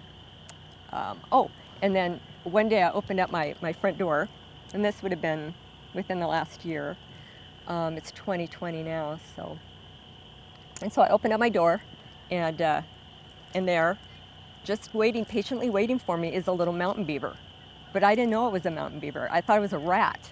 So it was Year of the Rat. So I'm thinking, I don't know. Anyway, I opened it up, and I'm like, and I'm thinking, and he's just, the mountain beaver sitting there looking at me, just like this, just like very intently, like, And I'm thinking, oh, and all these things flit through my mind. I'm thinking, what is this? Is this a, well, it's too big to be a mouse. Is this a rat? It doesn't look like a rat. It doesn't have a long tail like a rat.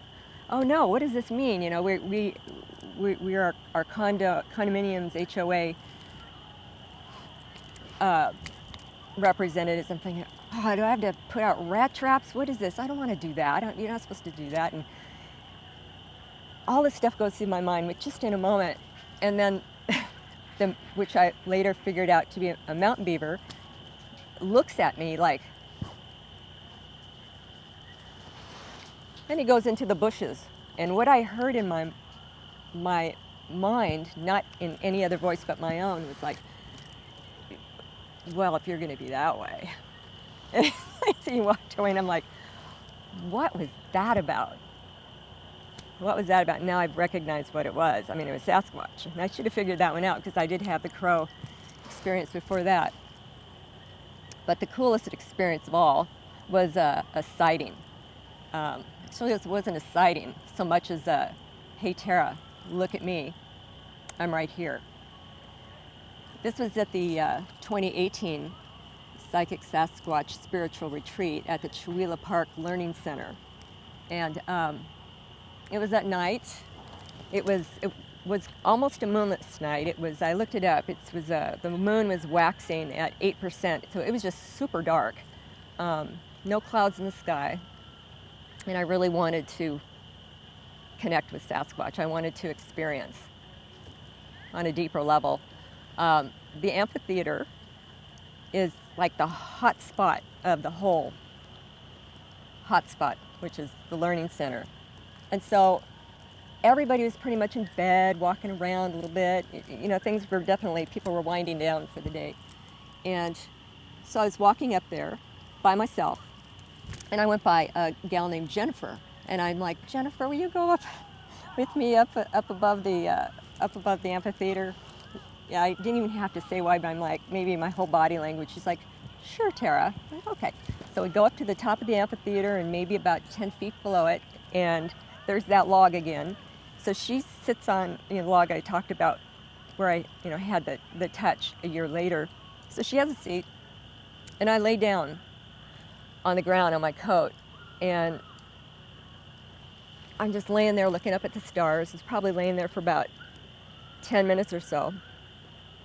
Earlier in the day, I had put some food offering back there, some canned salmon and things that they like, peaches. So I'm just laying there, and it is just, there's no crickets, I can hear all kinds of wildlife right now, but it was just dead silent. And it's in the forest. And so I hear this, the sound of a pine cone hitting the ground. And you're in the forest, that's what pine cones do. They fall all the time. But this one was, looking back on it, it was thrown to the ground on purpose. And it was probably thrown maybe 5 feet away from me or so, laying there, and I hear that, and I look over, and there, in all his 12 to 14 foot glory, is a Sasquatch.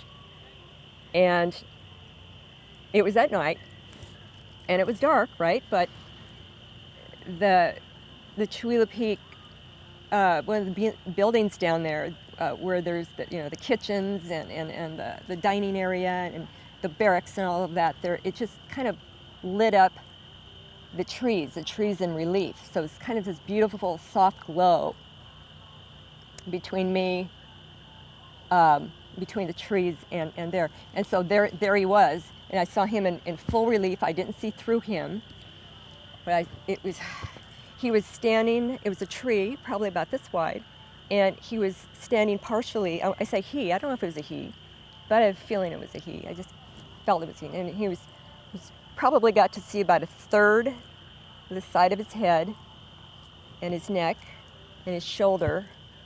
And then here's this tree. He was probably at least 5 feet or more wide at the shoulders. But you couldn't, the other side of him wasn't visible on the other side of this small tree. Anyway, so looking at him, and then it took about 3 to 5 seconds. He actually let me get a good full-on look for about 3 seconds or so. So like if this is the tree, then he started, and by the way, once again, he would have been, his other arm, shoulder would have been way out here.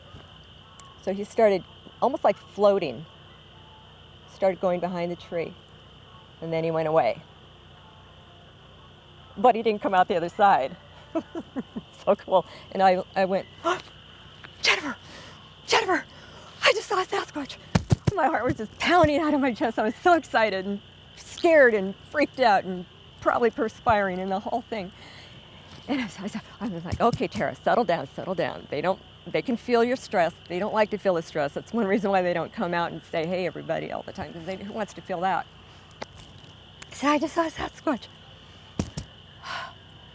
And Jennifer said some words of encouragement. I don't remember what they were, but I felt better after she had said it.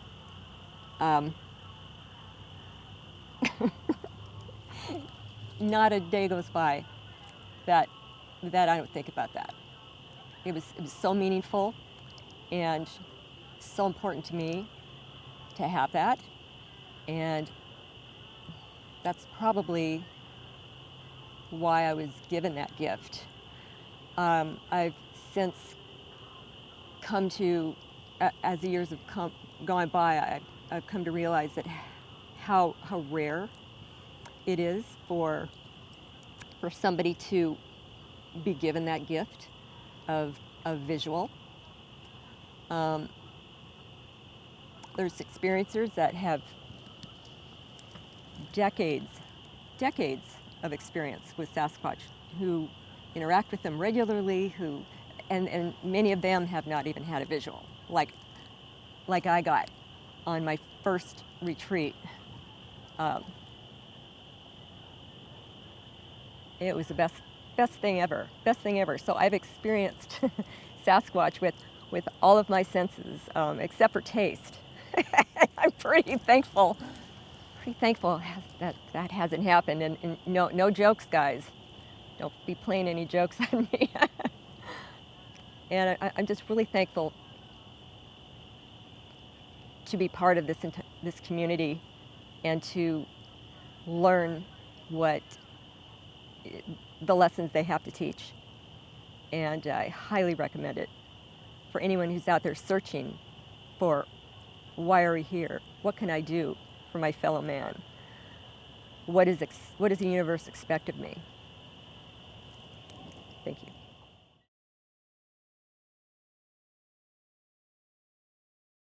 I hear that I'm a wise woman, and maybe that's because of the gray hair. And the Dalai Lama said that the women from the Western world would be the ones that help save the planet. But I'm here today to talk to you about this guy.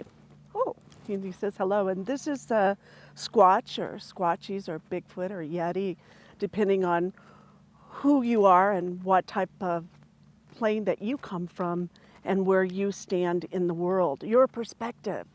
So I wasn't looking for a different perspective. I was kind of happy with my world.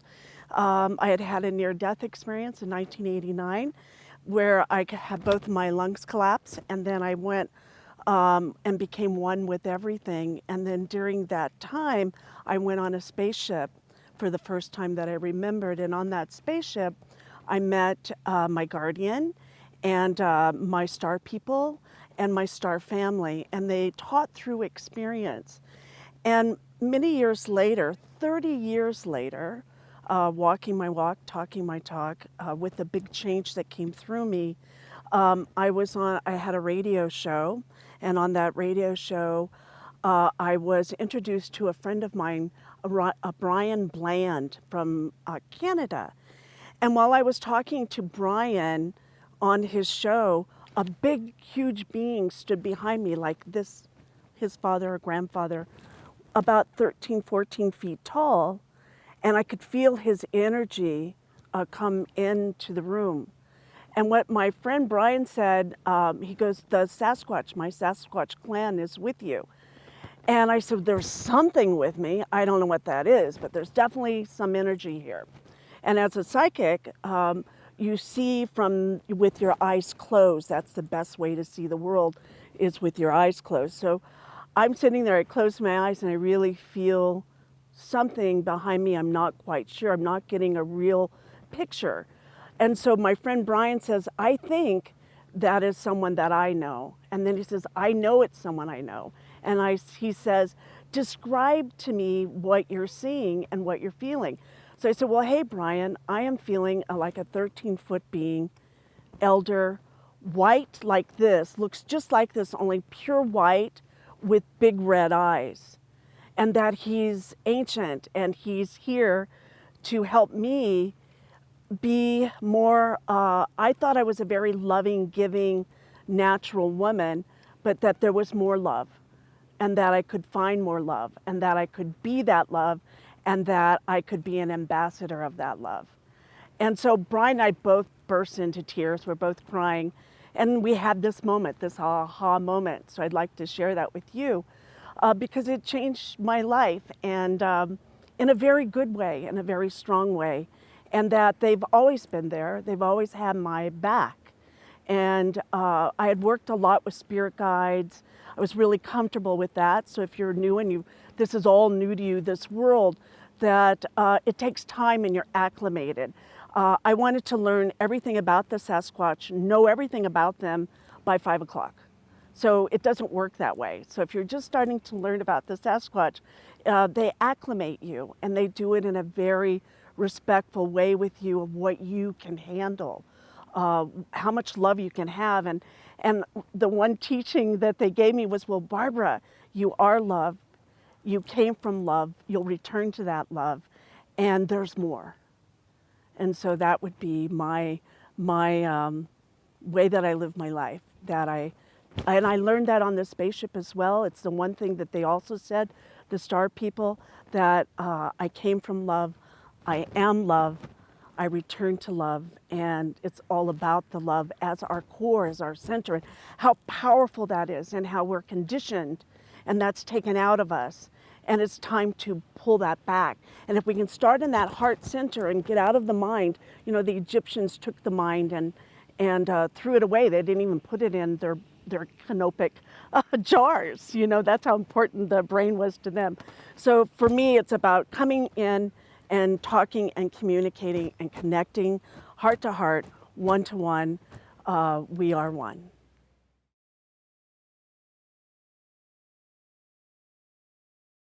Yana Alana. My name is Alana, and I have a song for the Sasquatch. And for the water. Hey, you wanna hear how they wanna. Hey, you wanna hear na hear ta. Hey, you wanna hear na hear ta. Oh, yeah, she okatane na.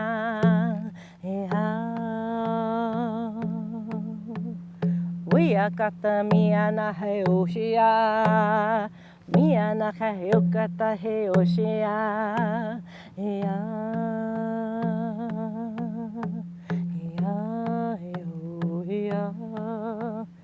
Heua heokata heoshia, heua heokata heoshia, heu.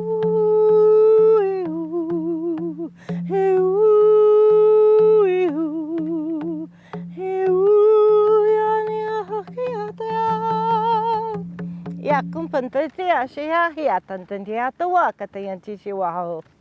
Ayana Alana shia naya katata. My name is Alana.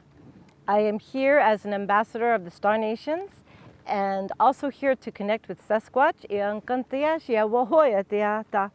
One of the missions, if you will, or jobs and joys to do is to be a part of the collective that's connecting in terms of community, people being more conscious and awake and aware, and spiraling that energy both out and in to the earth and to the cosmos We have created a circle, if you will, but it's more of a spiral because it's open.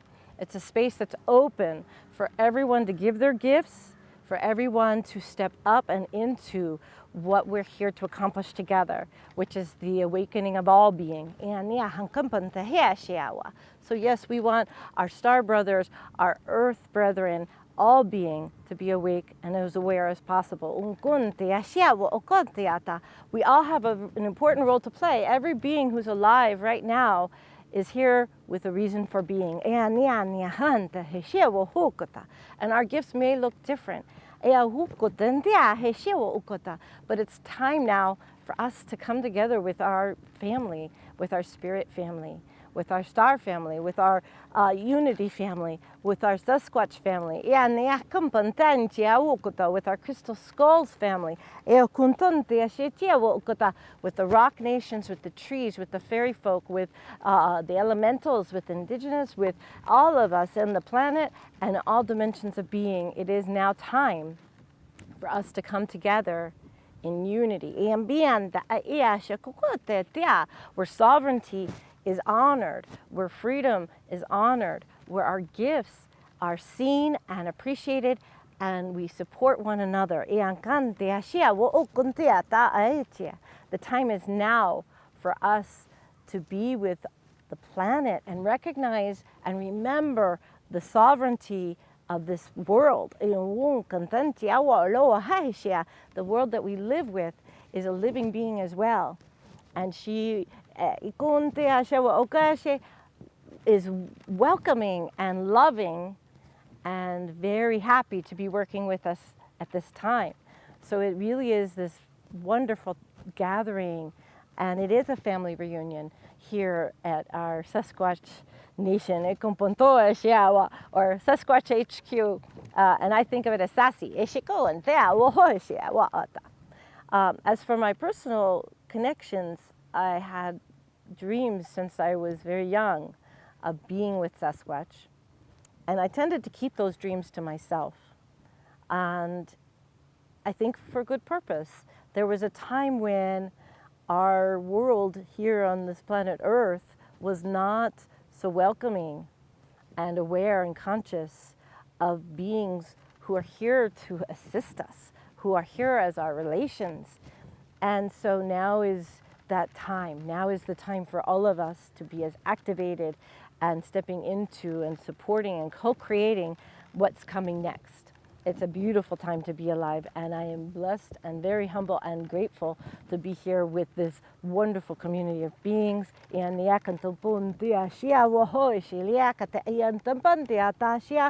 I'm going to encourage everyone who hears this and listens to this to step into your own frequencies. If you feel a song is coming, express it. If you feel like sound needs to be created, create it.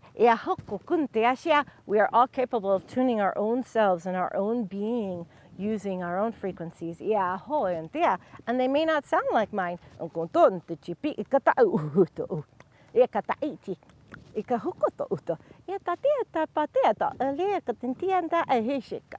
There's a lot of variations of sound and frequencies, and people are emerging with their own spirit or their own energies sound. And the encouragement that I hear is it's time to express that and share our gifts and do it with joy. We dance, we sing, we make music, and we come together. We make films, we make art. Some people frequencies come better through movement, some people art, so we drawing or pictures. Whatever is coming forward, allow it to express. Be there for each other and ourselves. Be gentle with ourselves. Nurture ourselves and our beautiful bodies that are here to help sustain us in this journey. So I want to express gratitude again. And I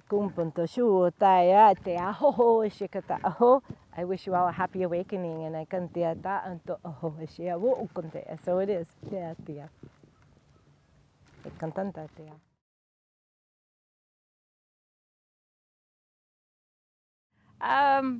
Since I have been old enough to have my own job and go to the bookstore and buy books, I've been attracted to buying Sasquatch books.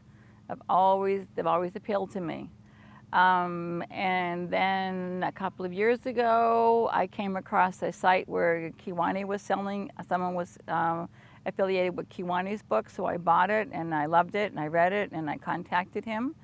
And I was invited to the first Sasquatch Family Reunion, which I absolutely loved, connected with people who are actually right now my lifelong friends. So possibly we're part of the original Soul Family group. And then contacts I've had since then. I remember I was in the hotel one night waiting to, I had to get up at 3 o'clock in the morning to go pee, and I had heard about the Sasquatch juveniles, how they play tricks on you. And I'm sitting there, and all of a sudden I hear my tea kettle whistle at 3 o'clock in the morning. And when I get out, the tea kettle was not plugged in and it was empty. But I figured the juveniles were playing a trick on me, and they just made it whistle to get my attention, to let me know that they were around. And other Sasquatch experiences that I've had, I actually was in Palm Springs, California, going to a conference, and they had a side trip up to the aerial tramway to the tall mountain up there. And I initially wasn't going to go to, because I live outside of Palm Springs and I had been there a number of times in the past, and it was like, let the people from out of town going to the conference go. But something at the last minute tagged me and said, you need to go, you need to go. So I bought the ticket and I took the ride, aerial tramway, to the top of the mountain, and there's a restaurant up there. We had lunch, walk around, looking at the scenery. And then I decided to mentally reach out to any mind speak to any Sasquatch happened to be up there in the area. And I did a mind speak out to them, and I asked them, what do you think about living in this area and the woods and the mountain? And it's an international destination. Lots of people go there. There were lots of people that were there. And I actually got an answer from them, and that said they loved the international people that came. They would briefly tap into them, and they would decide which ones they wanted to fall back to their hotel room and do much deeper mind tapping to see what information they could get from them for whatever part of the world that they came from. So the few mind speak communications. When I go to the mountains outside of the LA area, there's a clan that I can sometimes talk to, not very often, but get communications from them. But I remember I was actually going to a deep meditation with a shaman friend of mine, a Reiki friend of mine. She does a monthly circle group. We all sit around in a circle, and someone in the circle gets in the middle of the circle, and we all do a tapping into them to see what we can read therapeutically about them or telepathically about them.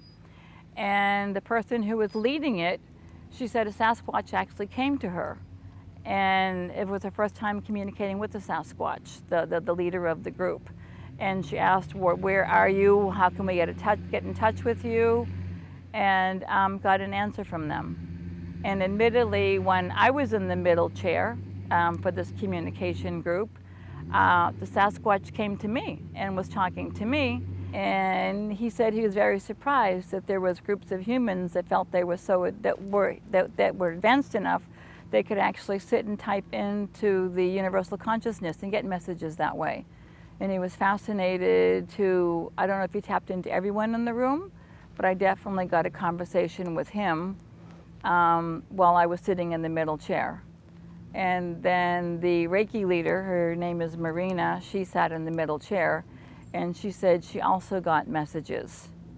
And even before I came here for this trip, I actually went to her for a reading, and she said basically that she only taps into Sasquatch energy when she's around my energy, that it comes to her very clearly and she gets messages. I had gone with a friend to do a gifting a couple of years ago in the mountains around Los Angeles, and I was asking her how can we make the gifting successful, and she gave me some guidelines for it. Number one, we're to set out a picnic on a blanket and invite them to join them on the blanket with the food that is out there. And if there's any particular foods that they want, surprisingly, they said root beer balls. They wanted bottles of root beer, and they liked the flavor, this particular clan, and liked the flavor of root beer for some reason. So I think I went to 3 or 4 stores looking for those candied root beer balls that we could leave as the gifting for them. And then I went to the store and I was looking at the bottles of root beer and decided a bottle would be more effective than a can because of their large fingers. It would be a lot easier for them to unscrew the top of a bottle and drink the root beer versus finding the can and having to pull up the flip top on it. So there's been some interesting experiences tapping into the Sasquatch energy. I've enjoyed it. It's been nice. I want to continue it. I was at the 2nd annual Sasquatch Reunion in Shuela, and we were at the campfire at night. And a person named Grey Wolf was leading the sessions, asking everyone to talk about their Sasquatch experiences. And I said that at that point, I had just had a couple of minor mind speaks, nothing major. I'd never had a physical sighting at all of one. The people had talked about all the multiple times they grew up with them, playing with them, talking to them, the ones who lived in the woods. I grew up just outside of downtown Boston, really urban bred and a Bostonian.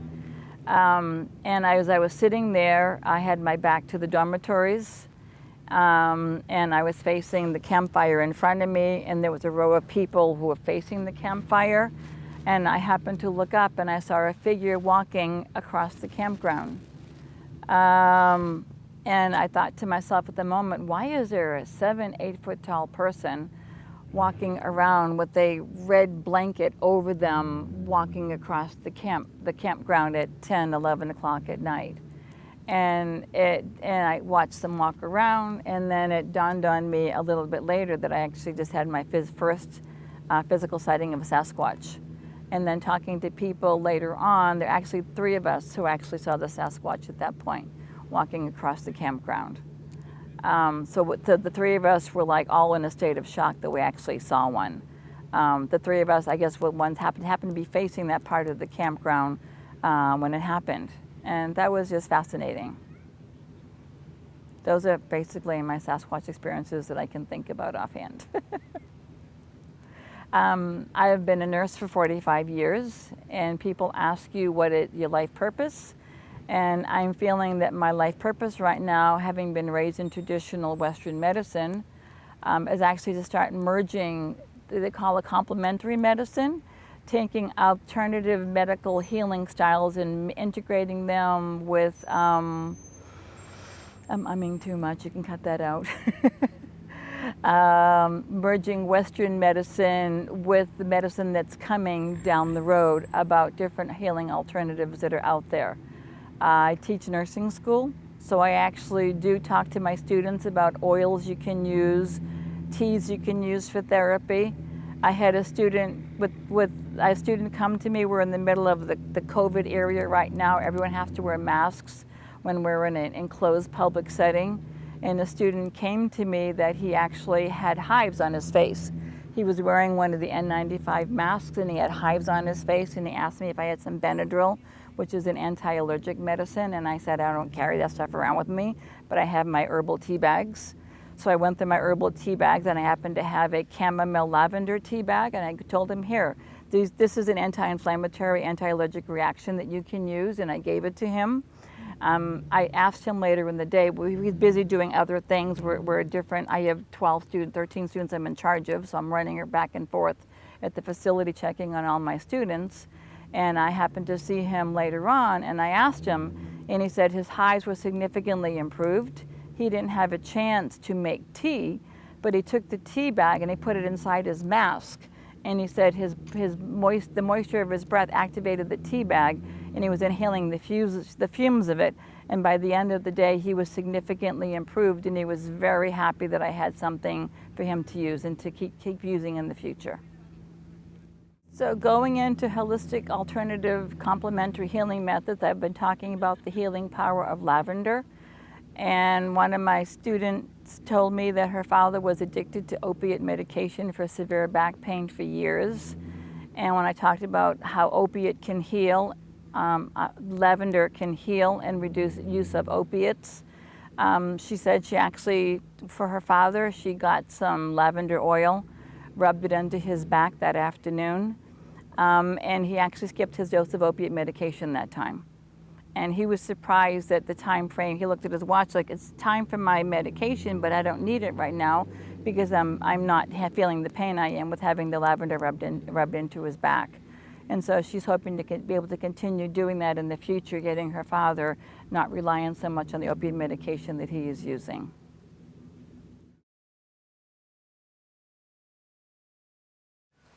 Hey, it's Jeff from West Central Wisconsin. I was a non-believer for a long time, or skeptic, and I'm out training for cross-country skiing with a friend, and he points off into the woods off the trail and says, Sasquatch. What? And I said, no, that's an illegal campsite is what that thing is. So I'm out there by myself training and decide, okay, I'm gonna walk off trail and go look at that thing. Well, it's this horizontal stick with, sticks piled up vertically along it. And I'm looking that thing over and there's no saw marks. There's no litter. There's no campfire. There's no nothing there, but just this structure. And we're training in a state park that I work in western Wisconsin. So not long after that, I'm out training by myself and there's 3 apples by the trail. These were just wonderful tasting apples, but there's no trees near there. What the heck is going on here? So later on, possibly even some years passed in there, a year or two maybe, I find a teepee about this big, maybe about 3 feet tall. And then not long after that, I find another teepee about 12 feet tall with fresh dirt floor in them. And then I find the little bitty teepee that might have been made by a child-sized Sasquatch, if those things exist, and it was flattened. And my heart just broke and I cried out to Sasquatch. I said, Sasquatch, are you really here? The next day, there's an invasive tree in Wisconsin called buckthorn. The next day I found like 3 or 4 of those broken off, 8 feet up. That's hard wood. That stuff's hard enough to be a baseball bat. It doesn't just break off 8 feet up. Say like an oak tree dying of oak wilt. It dies from the top down and breaks off. But not these buckthorn trees. They are healthy live trees broken off. And plus there's a bunch of little sapling-sized trees pulled out of the ground. And a human cannot pull those. So that pretty well convinced me that not only is Sasquatch very real, but they were becoming, to some degree, a part of my life.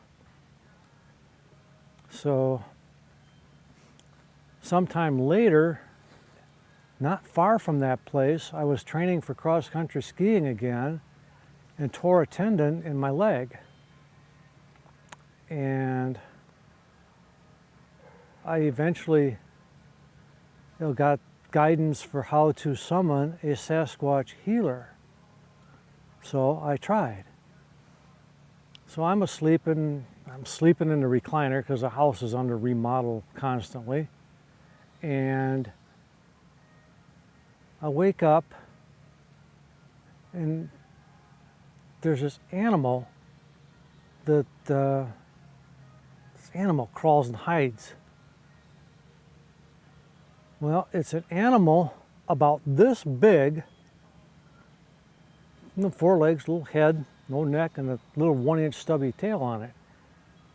That animal does not exist in Wisconsin. So I go to the bathroom, there's another one in another room. So I set the mouse trap. I want to catch that thing. So in the morning, I wake up and I find the mouse trap's been flipped over, and going through my head is a song from the Tams from 66, 67. What kind of fool do you think I am? That was Sasquatch, shape-shifted. I learned later on they can shapeshift. So that's the first 2 sightings. The third one came after I was on cross-country skis and I danced the hokey pokey. I'd get up and dance it for you here, but the camera wouldn't see all that. You put your right hand in, you put your right hand out, you put your right hand in, and you shake it all about. You do the hokey pokey and you turn yourself around. That's what it's all about. Doing that on cross-country skis and spinning in a circle. Doing that dance. And I stopped at the park office to tell the public contact people about the trail conditions. Over the bank runs that same kind of animal I saw in the house, that fur-bearing animal that does not exist in Wisconsin. That one was gray. One in the house was auburn colored and one was gray. So this animal runs over the bank and stops and looks at me and I says, "Hey, are you Sasquatch?" And then it runs under the car and disappears. So these are just a few of the things that I've had encounters with Sasquatch that many people have never had. I've never seen a fully materialized Sasquatch, but they are very real. In my car, I have one of the gifts I have been given by them. They have given me rocks, sticks, a rusty bucket, a rusty shovel handle, a rusty shovel, coal shovel. So I just never know what to expect from those guys. And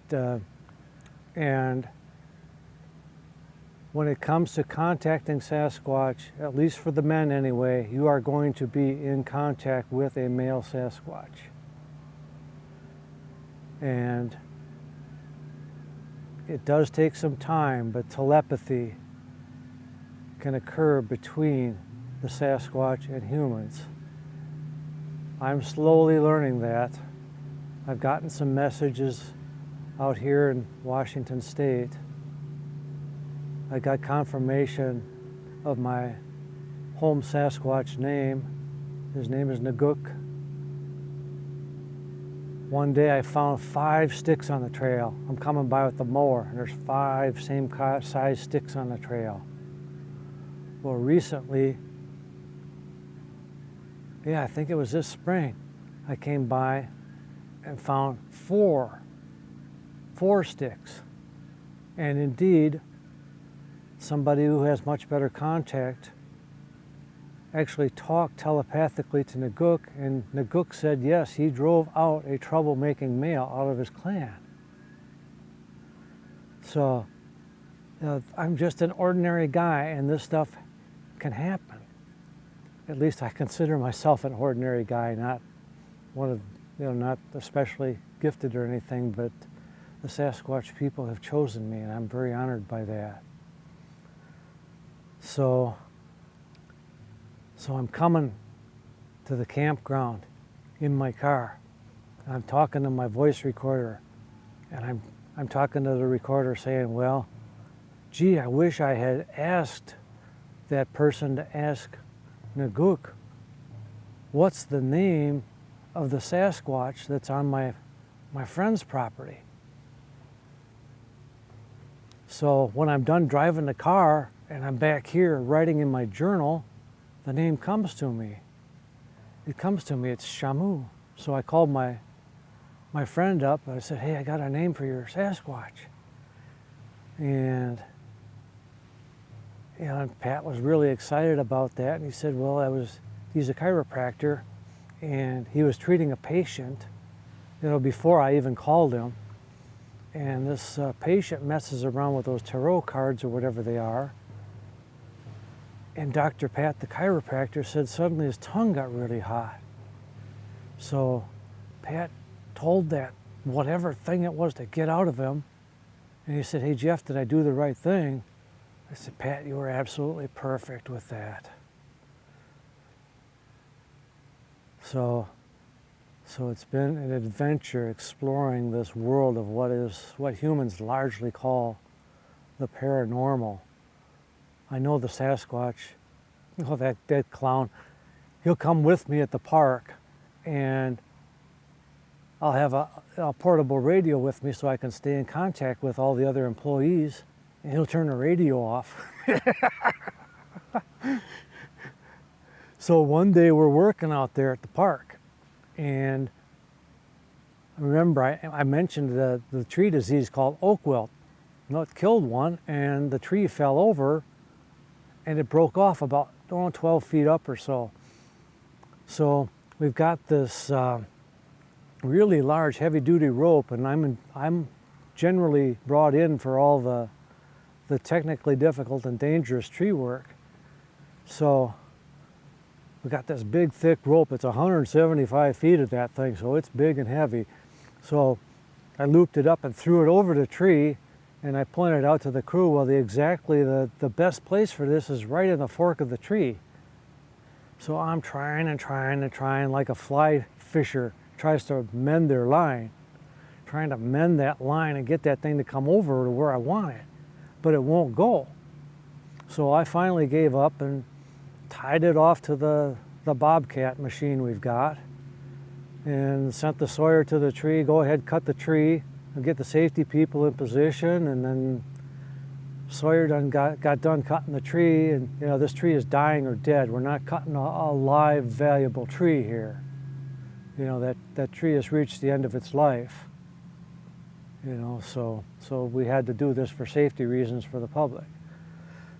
So we get the tree cut, get the man in position in the machine, safety people all set.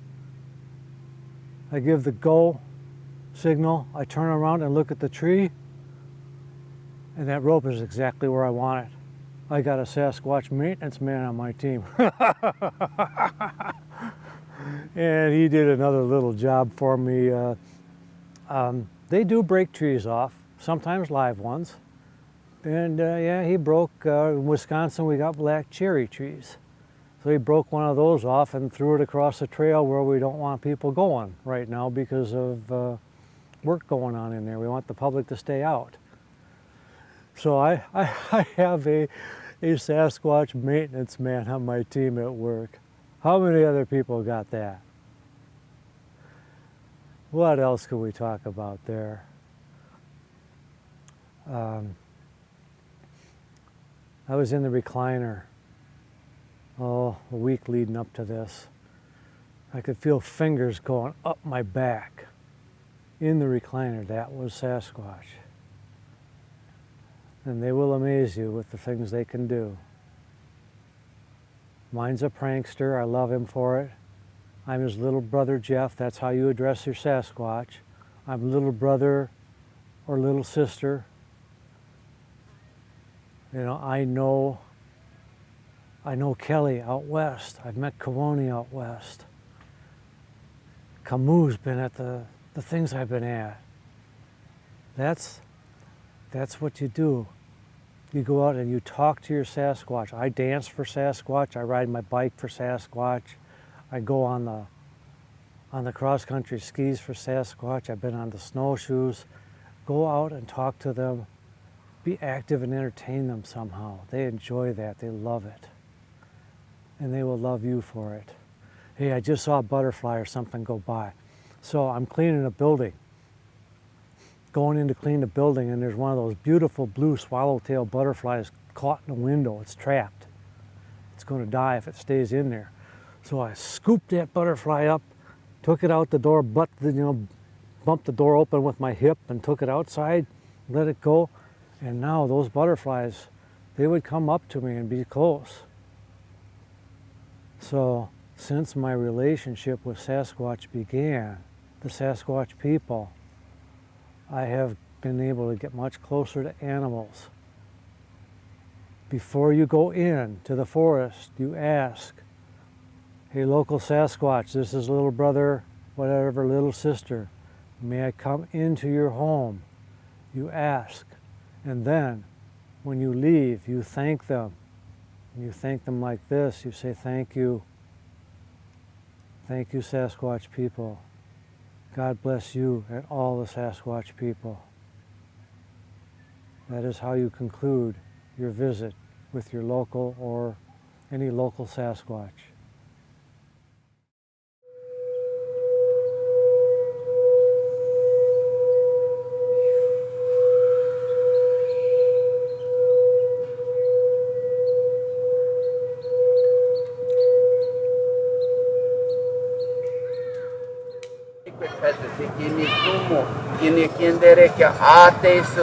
What you see here behind me are fleets in which we have brought to witness the unity.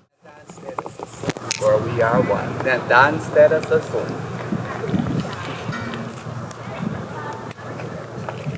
I'm Star.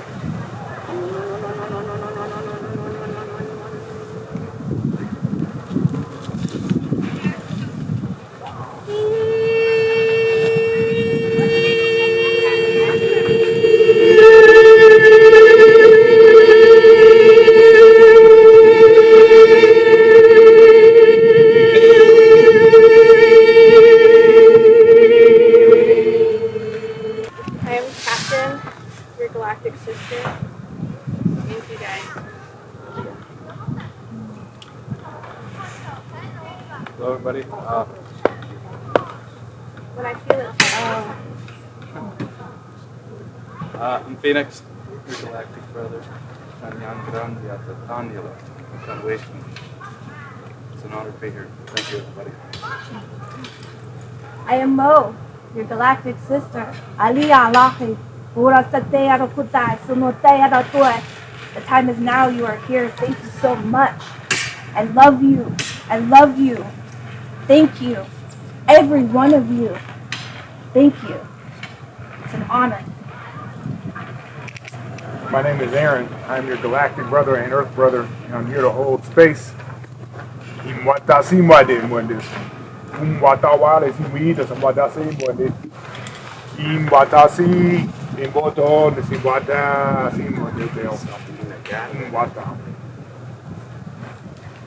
I am Eric, your galactic brother. Star being from many dimensions, many universes. The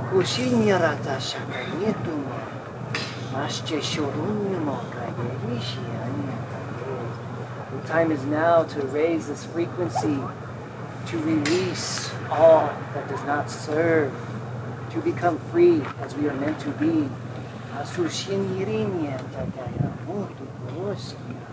In harmony, we will resonate and spread this joy throughout the universe, throughout the multiverse.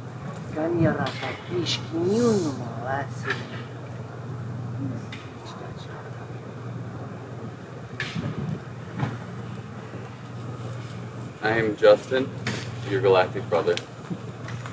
Aspen, Askion, Katashki, Elon, Arion, Ecterion, Lord Mega, Phobantia Sen.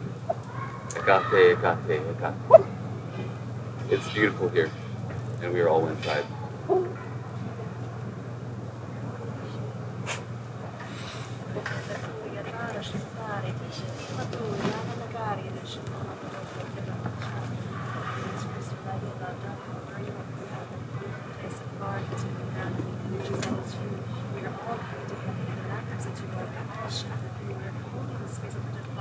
At the stem of the body to feel the ripples coming through the energy. It's time for Rainbow Chapter. Here, all of us understand for me.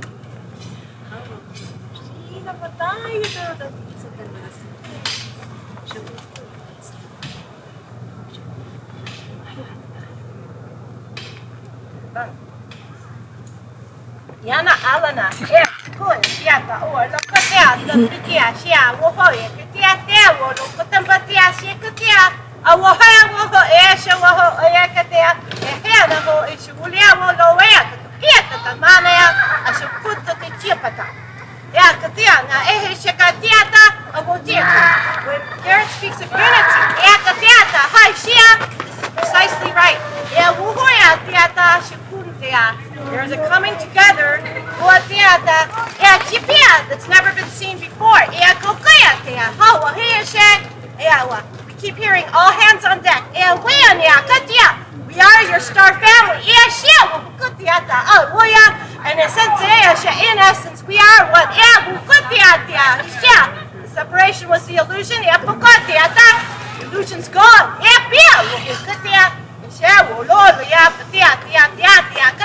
Every one of us here, the space planet, time frequency has a gift. And when we come together with our gifts grow exponentially. And we activate each other, and we lift each other up, and we expand in all directions. And so the ships will rise. Look at that! And the first wave has begun. So thank you for being here. Because this isn't just one or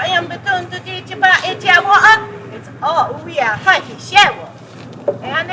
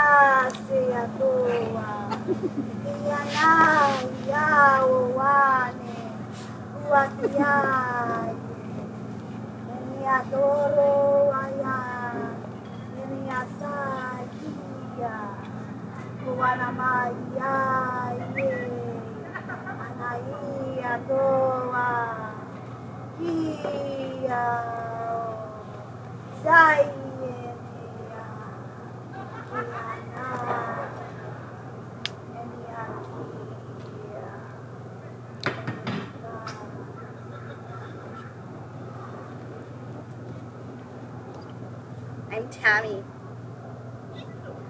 and I've come very far for this day.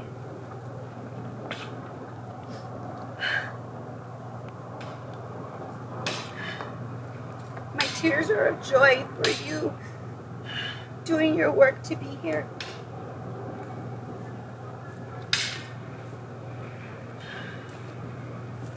I love you all. You are all me, and you are all so beautiful.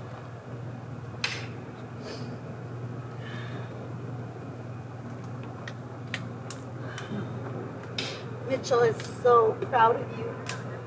He's been waiting for this for so long to open this gate,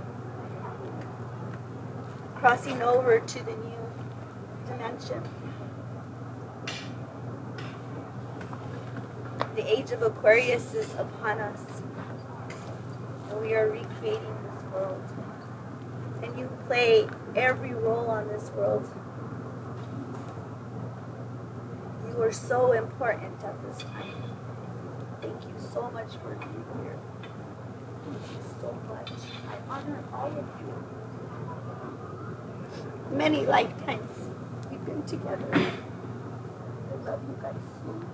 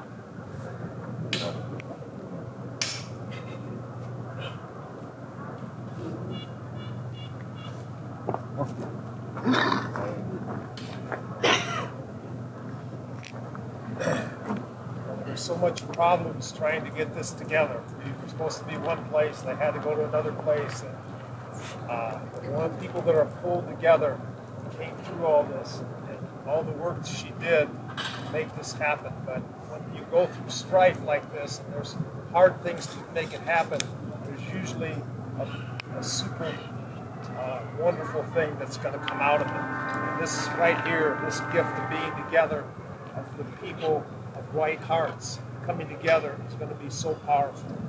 And my purpose is bringing light and bringing it back to the world now, to raise the consciousness of mankind into this new level where we realize that we are one and we are all. And that is so powerful. And the skull works with all of us to help open us to this new consciousness, to realize that we are the leaders of this new movement, that we guide the people that are seeking into this new consciousness, and it's happening. There's so much happening in the world, astrologically, physically, and mentally, and we are here for that time. And I give great blessings to all of you, and I send love from the skull. There's a light of gold that surrounds us all and brings us into this brotherhood and sisterhood of higher consciousness. So I'm going to start the meditation and bring us into the conscious. There's a 90-degree turn in the skull that takes you very easily from the third plane up to the fifth. So you can just go into it very easily, and then you'll ascend. I always work for the good of humanity and the good of the earth. And that's what this meditation will be. And you can guide and go as you feel. So get yourself in a comfortable position.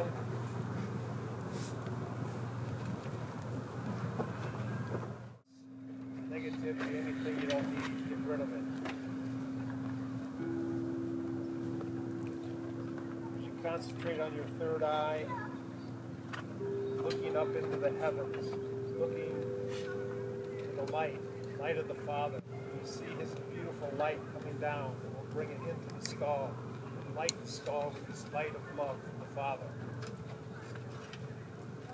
Now with your third eye looking into the earth, down into the center of the earth, you see this sunset pink light coming up from the mother's heart. And you feel this great love coming up. Love for you and all life forms coming into the skull. The lights go together. There's a beam of light going to each one of us in our heart. You can feel the light going into your heart now, lighting you with this light and love.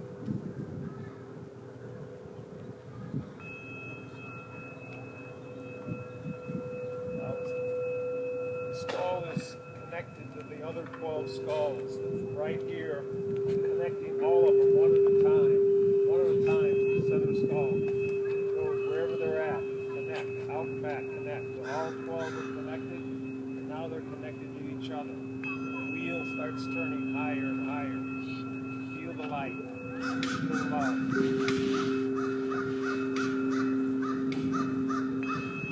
You see the light coming out of your hand now. You can direct this light anywhere you want. It's a healing light that dissolves any negativity.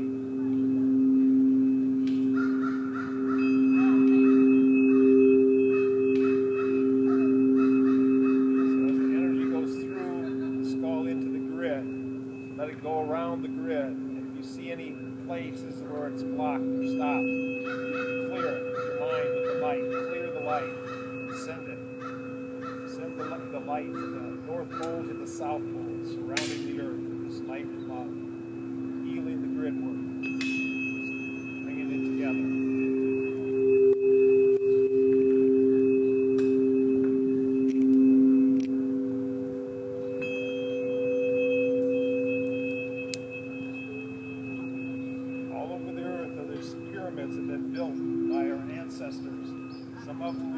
Some of we don't know. Some are under the sea. Some are buried in mountains. But wherever they're at, grid lines go right underneath them. And from the center of them, there's a light shooting up through them and out this top into the heavens and surrounding the earth. Comes up, surrounds the earth with this diamond white light. See it surround.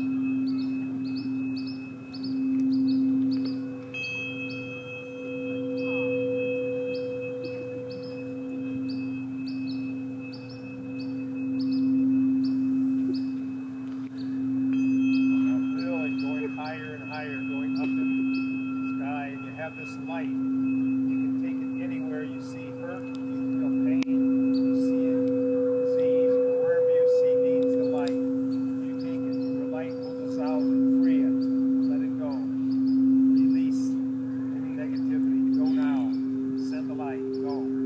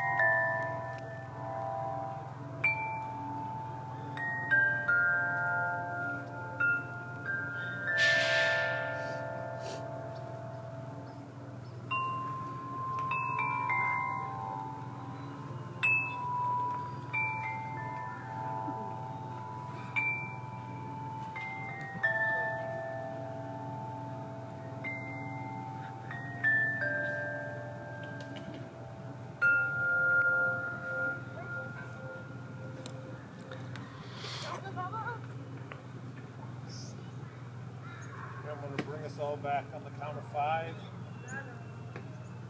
1, feel the energy coming back into your body. 2, you can feel it in your fingertips and toes as you come back. 3, feel the love, feel the light, let it flow through you, sending it out. 4, you're almost back. On the count of 5, you can bring it back whenever you're ready. You can open your eyes whenever you're ready. 5 has been counted. Coming back whenever you're ready. God's love to all of you. There's a connection between the other 12 skulls.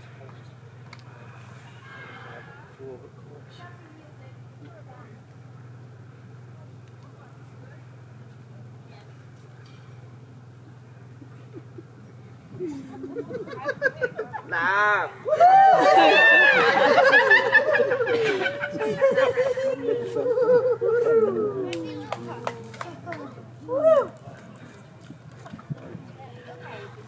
We are the champions. We are the champions. No time for losers, 'cause we are the champions of the world.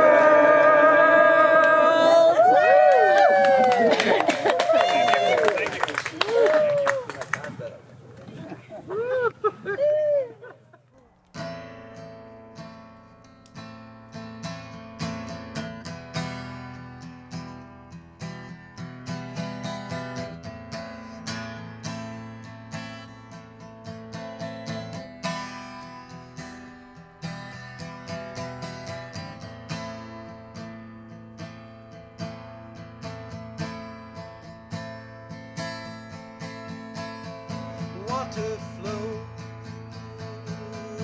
and earth grows. Fire glows and the wind blows and spirit knows. Spirit knows. Amplify, amplify your love. Amplify, amplify your love. Amplify, amplify your love. Amplify, amplify your love. Water flows.